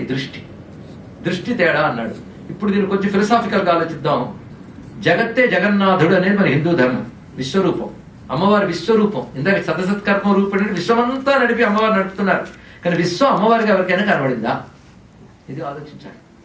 విశ్వాన్ని విష్ణువుగా చూడట్లేదు, జగత్తుని జగన్నాథుడిగా మనం చూడట్లేదు, జగన్మాతగా చూడట్లేదు. మరి ఏం చేస్తున్నామంటే విశ్వం మనల్ని రకరకాల సుఖాలతో ఆకర్షించే ఒక స్వరూపంగా చూస్తున్నాం, అంతే కదా. ఈ ప్రపంచంలో మనం రకరకాల సుఖాలు, అవి పొందాలనే తాపత్రయాలు, వాటిపై ఆకర్షణలతోనే జీవితం వెళుతున్నది. కనుక మనం జగత్తుని జగన్మోహినిగానే చూస్తున్నాం కానీ జగన్మాతగా చూడట్లేదు. జగన్మాతగా ఎవరు చూస్తారంటే దేవతలు చూశారు. దేవతలు అంటే ఎవరో ఇందాక చెప్పాం 16వ అధ్యాయం. కానీ దైవీ గుణాలు ఉన్నవారికి జగత్తు జగన్మాతగా జగన్నాథుడిగా కనబడుతుంది. రాక్షస గుణాలు ఉన్న వాళ్ళకి ఈ జగత్తు తన అవసరాలు తీర్చేటువంటి ఒక ఆకర్షణల మయంగా కనబడుతుంది. కనుక జగన్మోహిని జగన్మాత తత్వంలో ఇంత రహస్యం దాగుతుంది. దైవీ గుణాలు ఉంటాయి. ఇప్పుడు ఆ జగన్మోహిని రూపం అమ్మవారేగా. విష్ణువు కూడా ఒక్కసారి అమ్మవారిని ఉపాసన చేసి తనలో ఉన్న వైష్ణవి శక్తిని ఒక్కసారి జాగృతం చేసుకున్నాడు. ఆయన వెంటనే స్త్రీ రూపం ధరించాడు మహానుభావుడు. ధరించి ఆ విధంగా జగత్తును మోహింపజేశాడు. జగత్తును మోహింపజేయాలంటే అమ్మవారి అనుగ్రహం ఉండాల్సిందే. ఆవిడ జగన్మాయ కదా, విశ్వాన్ని తన మాయతో నడుపుతోంది. ఎవరైతే విశ్వాన్ని అమ్మగా దర్శనం చేస్తారో వాళ్ళకి మాయిపోతుంది. కానీ అమ్మవారి ఉపాసన ప్రపంచాన్ని జగన్మాతృ రూపంతో చూడటం నేర్పుతుంది.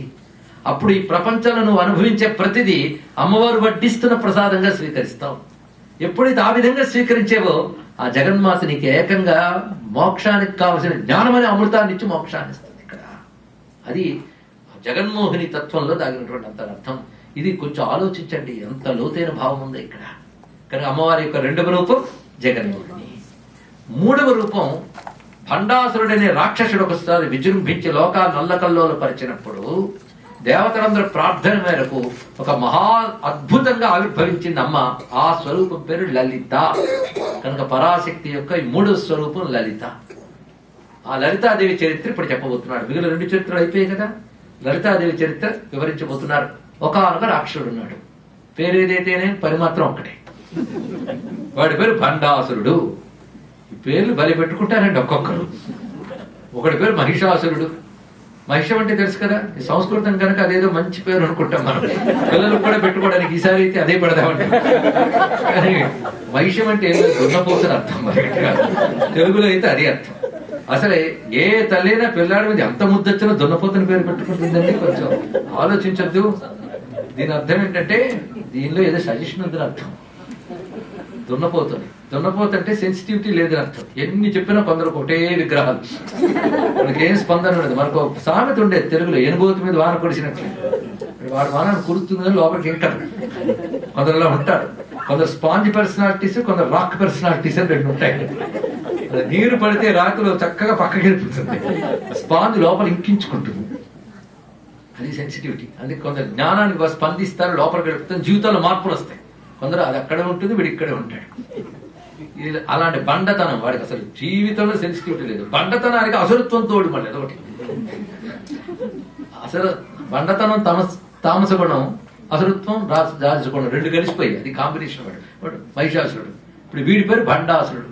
వీడి పుట్టుకి చాలా పెద్ద కథ ఉంది, క్లుప్తంగా చెప్పుకుందాం. డౌట్ వస్తే మాత్రం తాత్విక సంకేతాల్లోకి వెళ్తే కానీ క్లియర్ కథ అది. ఈ కథ అంతా కూడా ఉపాసనాపరమైన కథ అండి. అమ్మవారి ఉపాసన చేసే వాళ్ళకి అమ్మవారు ఎన్నెన్ని రూపాలతో అనుగ్రహిస్తూ ఉంటారు. వాళ్ళకి తనలో ఉన్న బాధలు, తన చుట్టూ కలిగే బాధలు, వీటిని ఎలా పోగొడుతూ ఉంటారో ఈ కథల్లో చూపిస్తారు. ఆవిడ అనుగ్రహాన్ని ఘట్టాల రూపంలో, కథల రూపంలో, రాక్షస సంహార రూపంలో అందించారు. ఇది మనం వాటి నుంచి జాగ్రత్తగా వినేటప్పుడు అమ్మవారు ఆవిర్భవించడం, అక్కడి నుంచి ఆవిడ నుంచి ఏ శక్తులు వచ్చాయో గుర్తు పెట్టుకుని వాడికి నమస్కారం చేసుకోవడం ఒకటి అలవాటు చేసుకుంటే అందరూ శ్రీ విద్యోపాసకులు. ఇప్పుడు ఆ రాక్షసుడు ఎలా పుట్టాడో చెప్తున్నాడు. శివుడి కంటి మంటల్లో మన్మధుడు తగలబడిపోయాడు. ఆ కథ చాలా మందికి తెలుసు కదా, మన పార్వతీ పరమేశ్వర కళ్యాణంలో కూడా చెప్పుకున్నాం.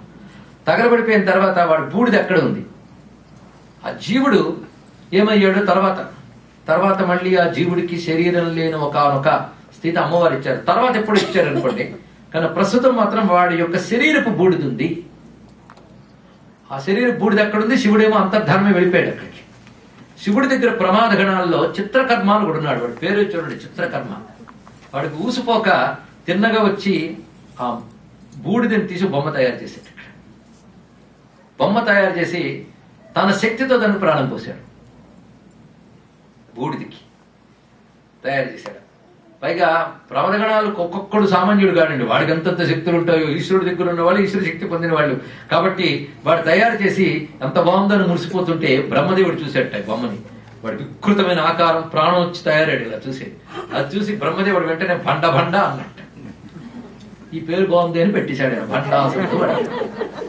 కదా జాగ్రత్తగా వెనుకపోతే ప్రమాదం ఉంది. మన్మథుడు తగలబడిన తర్వాత భండాసురుడుగా పుట్టాడు ఒక ఆయన పొరపాటును రాసేశాడు. జాగ్రత్తగా మన్మథుడు పుట్టలేదు, మన్మథుడు శరీరపు బూడిద. మనం వేరు, మన శరీరం వేరు తెలుసుకోవాలి. ఇక్కడ జీవుడు వేరు, శరీరంలో ఉన్నాడంతే, వాడు దిగి వెళ్ళిపోయాడు. ఇక్కడ ఇప్పుడు మిగిలింది బాడీ, అది కేవలం ఒక డూము. మనం కారు దిగి వెళ్ళిపోయామంటే కారుకి ఏదైతే మనకి ఏదైందని కాదు ఇక్కడ అర్థం. కారు వేరు, మనం వేరు. అలాగే మన్మథుడు జీవుడు వేరు, మన్మథుడి శరీరం వేరు.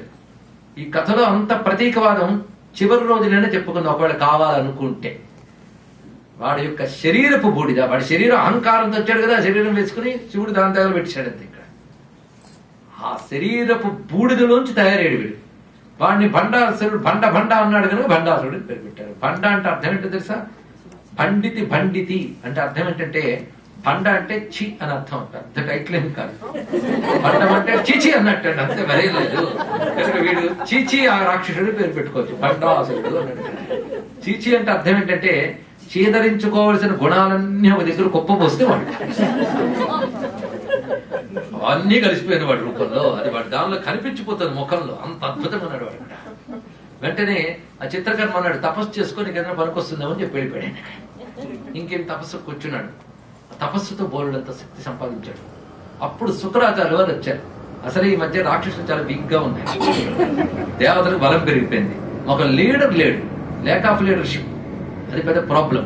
ఈనాడు మాకు ఒక మంచి లీడర్ దొరికాడని ఈయనకి నాయకుడిగా ఎంచుకున్నారు. ఎంచుకున్న తర్వాత రాక్షసులందరూ ఈయన బలగా అయిపోయారు. వెంటనే చిత్రం ఏంటంటే, ఈ రాక్షసుడి నుంచి ఇద్దరు వచ్చేటండి. దీపం నుంచి 2 దీపాలు వెలిగించినట్టు వీడి నుంచి 2 రాక్షసులు పుట్టుకొచ్చారు. వాళ్ళ పేరు, ఒకటి పేరు విశుక్రుడు, ఒకటి పేరు విషంగుడు.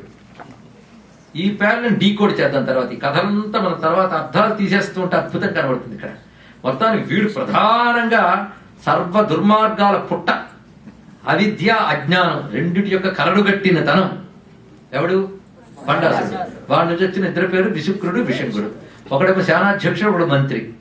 రాజుగారికి ఉండవలసిన ప్రధానం కదా, వీళ్ళిద్దరు తయారయ్యారు. వెంటనే మనకింత రాజు దొరికాడు కదా, ఈయనకి పట్టాభిషేకం చేద్దాం అనుకున్నారు. పొలవమని సరదాగా పట్టాభిషేకం చేశారు. ముందు క్యాపిటల్ సిటీ లేదట వాళ్ళకి. ఒక మంచి నగర నిర్మాణం మనం చేద్దాం. ఎప్పుడు పాతాళంలో రసాతలంలో దాక్కోవడం మన పని. ఒక అత్యద్భుతమైన లోకాన్ని, ఒక క్యాపిటల్ సిటీ నిర్మాణం చేద్దామని నిర్మాణం చేసి దానికి అత్యద్భుత పేరు పెట్టారు, శూన్యక పట్టణం. బాగుందో చూడండి, పేర్లలోనే ఎంత కనబడుతుందండి. ఇక్కడ ఆలోచిస్తే ఒళ్ళు పొలకించిపోతుంది. వాడి పేరు శూన్యక పట్టణం. ఇది బాగా ఆలోచిస్తే ఉపనిషత్తుల్లో చెప్పిన ఫిలాసఫీని కథారూపంలో ఇచ్చాడు. మొన్న ఎవరో అన్నారు, ఈ కథలు మానేసి ఏమైనా ఉపనిషత్తులు చెప్తే బాగుంటుంది. నవ్వుకున్నా. ఇప్పుడు చెప్పేది ఉపనిషత్తే, ఇంటికి తప్పేం లేదు. శూన్యక పట్టణంలో భండాసురుడు కూర్చున్నాడు. ఆ శూన్యక అని పేరు కూడా భలే ఉందండి. ఏమీ లేదు, ఏదో ఉన్నట్టు అనిపిస్తుంది. అదే అనమాట శూన్యకం. మన బతుకంతా అంతే ఆలోచిస్తుంది. దీన్నే జగన్మిథ్య అని అంటారు, ఆలోచించేవాడికి ఆలోచించారు. సరే, మొత్తాన్ని శూన్యక పట్టణంలో కూర్చున్నాడు మహానుభావుడు. అక్కడి నుంచి వాడు బలం బాగా పెరిగింది. దాంతో ఒక ప్లాన్ వేశాడు. రాక్షసులు ఎప్పుడు వచ్చినా చేసే పని వాడి శక్తి తెచ్చుకుని ముల్లోకాలను పీడించాడు. పైగా ముల్లోకాలను పీడించడానికి ఎంచక్క 3 ఉన్నారు. ఇప్పుడు పంచుకున్నారు. ఏమనంటే, మన అనాది శత్రువులు దేవతలు. వాళ్ళ పనిని మనం దెబ్బతీయాలి. వాళ్ళ పని ఏమిటి? లోకక్షేమం. కనుక లోకక్షేమాన్ని మనం దెబ్బతీసి ముల్లోకాలని మనం నీరసపరచాలి. ఏంటండి ఇలా బుద్ధులు ఎవరికైనా ఉంటాయా అంటే, ఏం వాళ్ళ మానాన వాళ్ళ మతంతో వాళ్ళ దేశాల్లో హాయిగా ఉండకుండా ఆ దేశంలో ఈ దేశంలో జరబడి వాళ్ళ ప్రాణాలైనా తీసుకుని వేలాది మందిని చంపుతున్న వాళ్ళు ఇప్పుడు ఉన్నారుగా రాక్షసులు. అదే కథలు. అయితే ఇతరు ఒక విపరీతమైన టెర్రరిజం చేశాడండి. ఎందుకంటే మన అన్నదమ్ములందరూ కడ కొంచెం, మన రాక్షస అన్నదమ్ములు పాపం పిచ్చివాళ్ళు. వాళ్ళు ఏకంగా దేవతల మీద యుద్ధానికి వెళ్ళారు. దాంతో వాళ్ళు కొట్టారు. మన యుద్ధానికి వెళ్లకుండా, వాళ్ళకి తెలియకుండా వాళ్ళని దెబ్బతిస్తాం. దీనికో ప్రణాళిక. తీయగలమా? మరి తపస్సులు చేసింది ఎందుకు? అందుకే పాపాత్ముల తపస్సులు 10 మందిని పాడు చేయడానికి. కానీ వెంటనే ఈ తపస్సులను ఎందుకు? అందుకు చేద్దాం. మనకున్న మాయాశక్తులతో మనం ప్రతి వాళ్ళ లోపల ప్రవేశించిపోయి వాళ్ళల్లో ఉన్న రసశక్తిని, ప్రాణశక్తిని పీల్చేద్దాం. పీల్చేస్తే వాళ్ళందరూ పీల్చేసిన చెరక పిప్పుల్లా తయారవుతారు. అలా మొత్తం ముల్లోకాలని పాడు చేద్దాం. చూసారా ఎంత గొప్ప ప్లాన్. అంటే ఇప్పుడు మన బయో టెర్రరిజం ఈ మధ్య ఏదో టెర్రరిస్టులు ఒకటి కొత్తగా తీసుకొచ్చారట. దాని మీద పెద్ద పరిశోధన జరుగుతుంది. వీటందరికి ఆద్యులు భండాసురుడు. మన పురాణాల్లో వెతికితే ఈ రాక్షస టెక్నిక్స్ ఎన్ని రకాలు ఉండేవో తెలుస్తుందండి. అంటే మన పురాణాల్లో అంత టెర్రరిస్టులు అనమాట అనకండి. ఇలాంటి దుర్బుద్ధులు ఏనాడో పుట్టే ఇవాళ మొదలు కాలేదు. వాటికి పాఠం చెప్పినటువంటి సంస్కృతి మనది అని చెప్పుకోవాలి. ఇక్కడ అత్యద్భుతమైన విషయం ఇక్కడ. అందుకే ఏ థాట్స్ అండి. ఒక విదేశస్తుడు ఒక మాట అంటాడు, పురాణ కథలు జరిగితే అద్భుతం, జరగకపోతే మహాద్భుతం అన్నాడు. చాలా ఆలోచిస్తే ఏమిటి అద్భుతమైనటువంటి ప్రణాళిక చూడండి ఇక్కడ. వీళ్ళు ముగ్గురు అది నిర్ణయించుకున్నారు. ఒక్కొక్కడు ఒక్కొక్క లోకం సెలెక్ట్ చేసుకున్నాడు. నేను స్వర్గలోకం చూసుకుంటాను బండాసుడు. మరి హై లెవెల్ కదండి. స్వర్గలోకం నేను చూసుకుంటా అన్నాడు. వెంటనే విశుక్రుడు భూమి సంగతి నేను చూస్తాను, విశంకుడు పాతాళ సంగతి నేను చూస్తానన్నాడు. ముగ్గురు బయలుదేరారు. వీళ్ళు చేసిన పని ఏమిటంటే అంత స్వర్గంలోకంలోకి వెళ్లి తన యొక్క తపశ్శక్తి మాయాశక్తితో అక్కడున్న దేవతలు అప్సరసులు గంధర్వులు అందరూ దూరిపోయారు. దూరి రసం పీల్చి పిప్పి చేసేసారు. ప్రాణశక్తిని పీల్చేశారు. రసం, నీరసం మాట వింటాం కదా మనం. నీరసం అంటే ఒంట్లో ఉన్న రసశక్తి పోయింది. అంటే ఈ చిచ్చక్తి లోపల ఉంటే అది ప్రాణశక్తిలో ప్రసరిస్తూ ఉంటుంది. అది మనం జీవిత విధానం బట్టి ఆ ప్రాణశక్తిని మనం ప్రొటెక్ట్ చేసుకుంటూ వెళ్తూ ఉంటాం. చిచ్చక్తిని వాడేం చేయలేడు. ఆ చిచ్చక్తి వల్ల ప్రసరించే ప్రాణశక్తిని పట్టేశాడు. దాన్ని పీల్చి పిప్పి చేశారు. దానితో ప్రతివారు నీరసంగా తయారయ్యారు. కొన్ని మనుష్యులు అంటే దేవతలు అప్సరసులు గంధర్వులే కాదు, ఆఖరికి వాళ్ళ తోటల్లో ప్రవేశించారు. చెట్లు తీగలు అన్నికి రసం పోయిందండి. అవన్నీ డ్రై.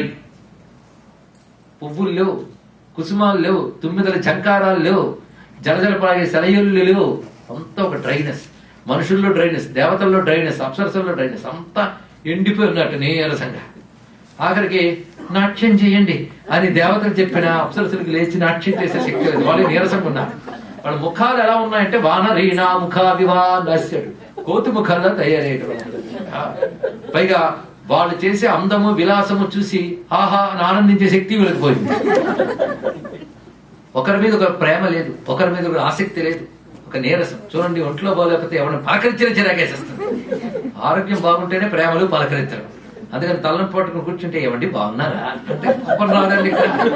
వీళ్ళందరూ నీరసలు అయిపోయాక ఒకడిపోయి ఒకడికి పడట్లేదు. చూసారా ఎంత ఒక్కవ చెప్పాడు.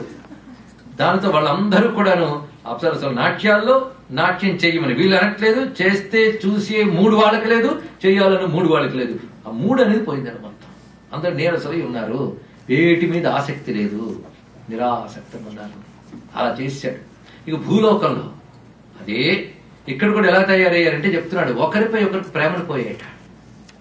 అకారణ కలహాహ. ఎందుకు కోపం వస్తుందో తెలీదు. ఆవిడ వంటవాడి గిన్నె పక్కన పెడుతుంది, ఇది ఇక్కడ పెట్టేవి ఎందుకంటాడు. ఇక్కడ చిరికి గానవాలే ఇంట్లో.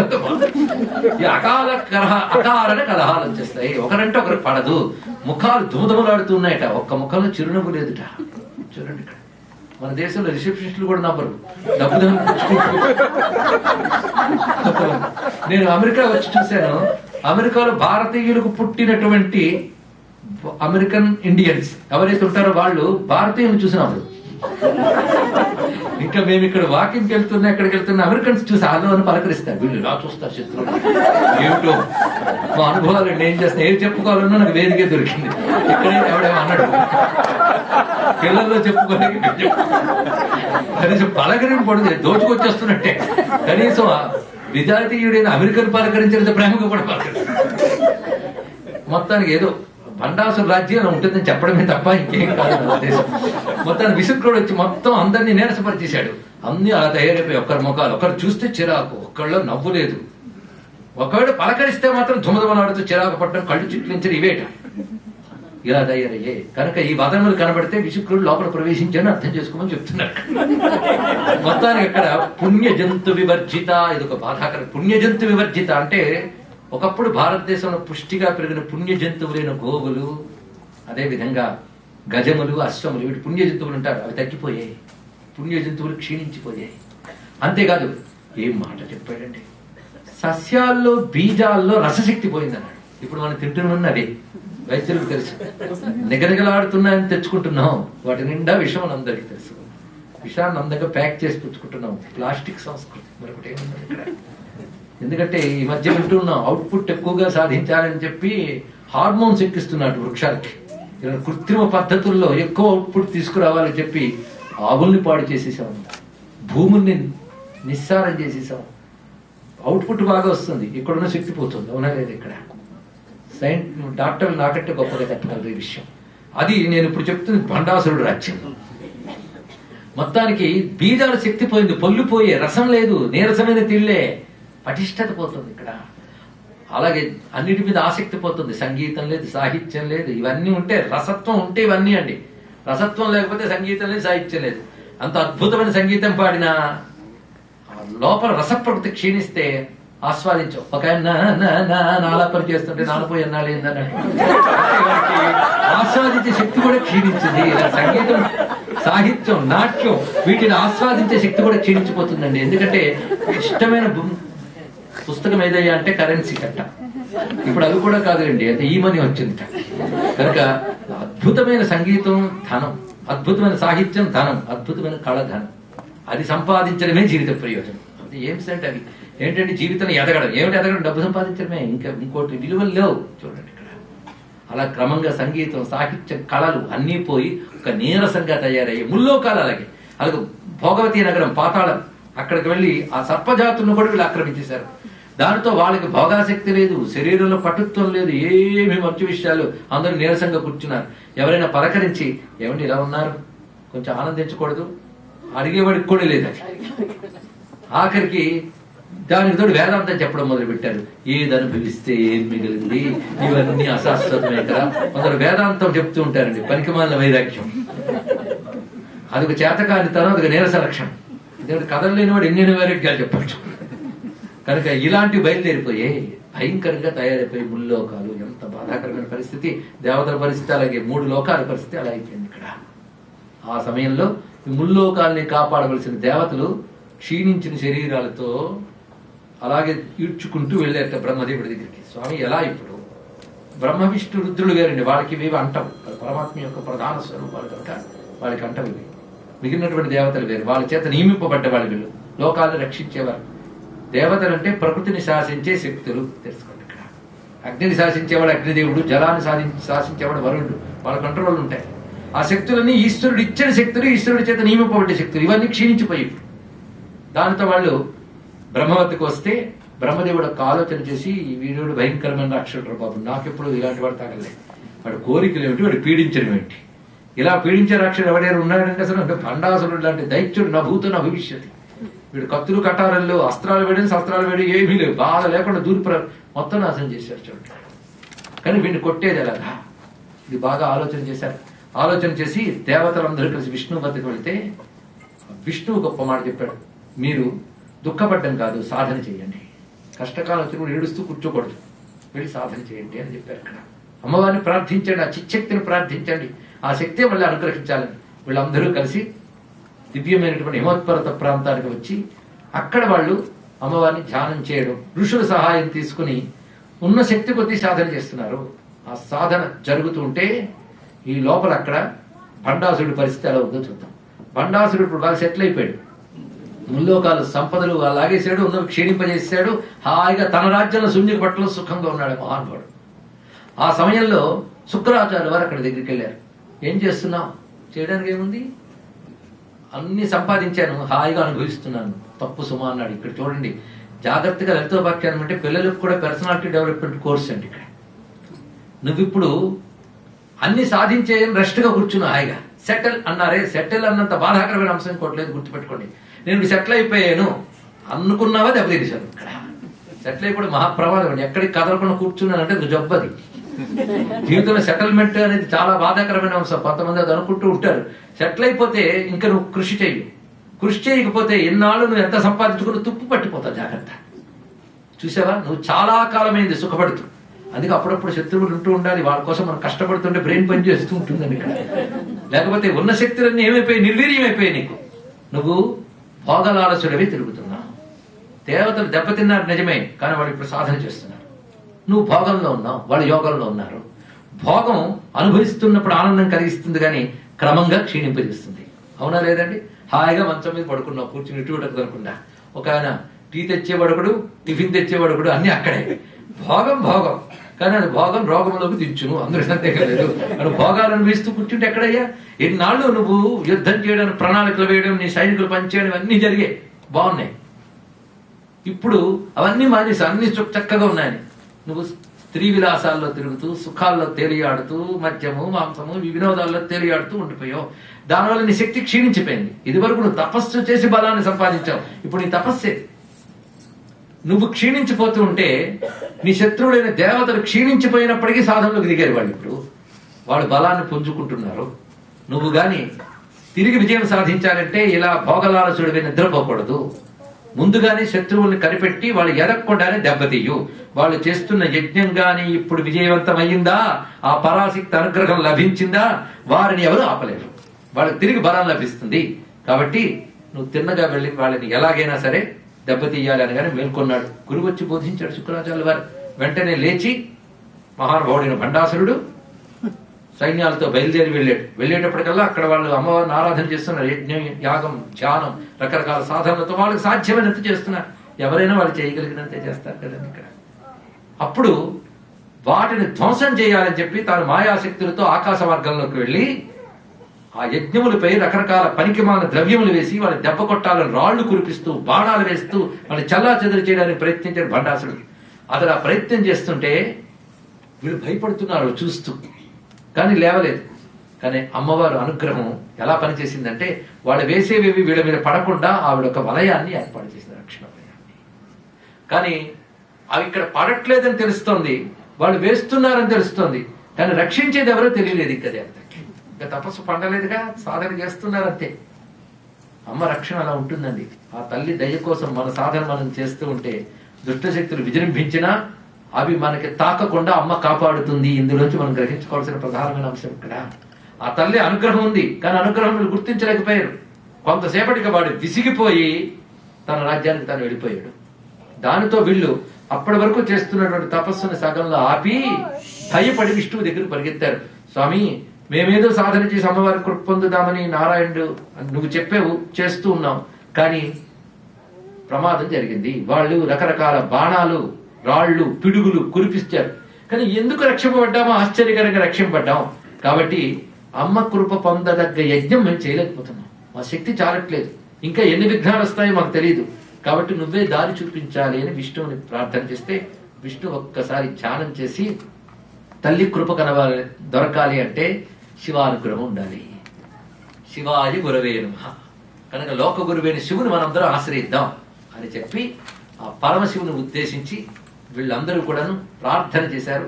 అప్పుడు గగన మండలం నుంచి ఒక మహా జ్యోతిర్లింగం సాక్షాత్కరించి ఆ జ్యోతిర్లింగంలో జటాజూటధారి చంద్రశేఖరుడు, చేతిలో త్రిశూలము, అభయహస్తము మొదలైన ధరించినటువంటి నీలకంఠుడు పరమేశ్వరుడు సాక్షాత్కరించి వారందరినీ చూసి ఇతని పరశంభు అంటారు. శివునికి అనేక మూర్తులు ఉన్నాయి. ఇప్పుడు సాక్షాత్కరించిన మూర్తి పేరు పరశంభు. అనంత ఆకాశంలో గోచరించాడు ఆయన. సమస్త బ్రహ్మాండములకు ఆవరున్నటువంటి అనంతాకాశం, చిదాకాశం, ఆ చిదంబరం నుంచి వచ్చి గోచరించాడు స్వామి. అప్పుడు దేవతలందరూ ఆయన ప్రార్థన చేస్తారు. పరశంభు మహిమ్న స్తుతి అని దుర్వాసుల వారు గొప్ప స్తోత్రం రచించారు. ఇక్కడ పరశంభు స్తోత్రము అని విశేషంగా లలితోపాఖ్యానంలో రమ్యమైన స్తోత్రం ఉంటుంది. ఆ పరశంభుని స్తోత్రం చేస్తారు. స్వామి, భండాసురుడి యొక్క పీడల చేత ముల్లోకాలు పీడింపబడ్డాయి, రసహీనమైపోయాయి, నువ్వే అనుగ్రహం చూపించాలి, దారి చూపించాలి. మేము సాధనలు చేసాం కొంత మేరకు, కానీ మా వల్ల బలం చాలట్లేదు అని ప్రార్థించారు. దీన్ని బట్టి మనం చేసినంత సాధన చేసినా గురువుని ఆశ్రయించాలని దీనిలో కనబడుతున్న అర్థం. సద్గురువుని ఆశ్రయించాలి. సద్గురువు శివుడే. అంతేకాదు అమ్మవారి తత్వం చెప్పినవాడు శివుడే అవుతాడండి. శివతత్వం శివుడికి అమ్మవారి గురించి తెలుసు, అమ్మవారికి శివుడి గురించి తెలుసు. ఎందుకంటే వారిద్దరు అభిన్నులు. అందుకే అమ్మవారి విద్యకి శివుడు గురువు, శివ విద్యకు అమ్మవారి గురువు. ఇది ఒక రహస్యమైన అంశం. అందుకే అమ్మవారి విద్యలన్నీ శివుడు ఇచ్చాడు. శ్రీ విద్య కూడా శివుడు దక్షిణామూర్తి రూపంలో ఇచ్చాడంటారు. అలా అమ్మవారి ప్రతి విద్య ఈశ్వరుడు ఇచ్చాడు. అది అమ్మవారి భక్తులందరూ కూడా శివుని శివాయ గురవే నమః అని ఆశ్రయించారు. అంతేకాదు గురువు మనకు అమ్మవారి విద్యను బోధిస్తున్నాడంటే ఆ గురువుకి అమ్మవారి విద్య ఎలా వచ్చింది? మనకు చెప్పే గురువుకి ఆ విద్య అక్కడి నుంచి వచ్చింది. అంతేగాని నేను నన్ను తయారు చేసి ఉన్నా ఈ కొత్తగా అమ్మవారి విద్య చెప్తానంటే అలాంటి గురువు దగ్గరికి వెళ్ళకండి.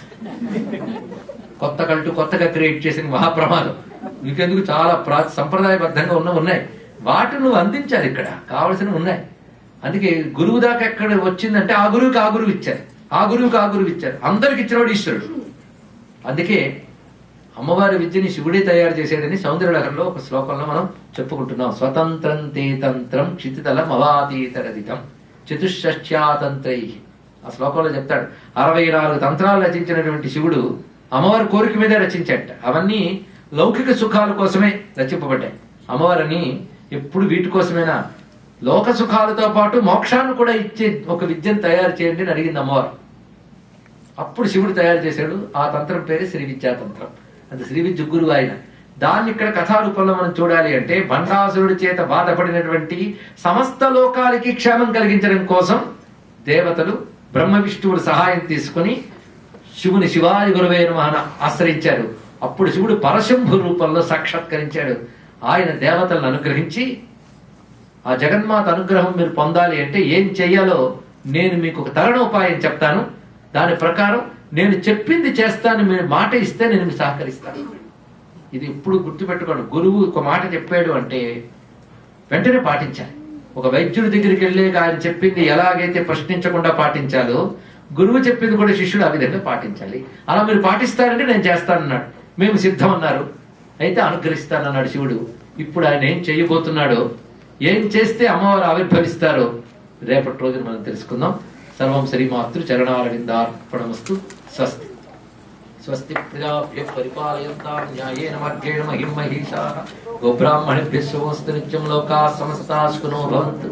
ఒక మంచి విషయం మన ఆనవాయితీగా ఎప్పుడు చేస్తున్నది ఇక్కడ ప్రవచనాల్లో భాగంగా మా సోదరులు ఆత్మీయులు రవి గారు ఒక ప్రణాళిక వేశారు. అది మేము ఇద్దరు కూడబలుక్కుని చాలా బాగుందని ఆమోదించాం. అదేంటంటే, ఇక్కడ ఈ ప్రాంతంలో ఉంటూ మంచి పనులు చేస్తున్న పెద్దవారిని సత్కరించుకోవడం. ఎందుకంటే సాధారణంగా అమ్మవారి పూజలు సువాసిని పూజ, దంపతి పూజ ఉంటుంది కదా. అలాగే లోకక్షేమం కోసం ఆవిర్భవించిన అమ్మవారు సమాజ క్షేమం కోసం పనిచేస్తున్న వారిని సత్కరించుకుంటే సంతోషిస్తుంది. అందులో భాగంగా అనేక మంది పెద్దవారు ఉన్నారు. వారిని అనేక పర్యాయాల్లో మనం ఇక్కడ స్మరించుకున్నాం, సత్కరించుకున్నాం, గౌరవించుకున్నాం.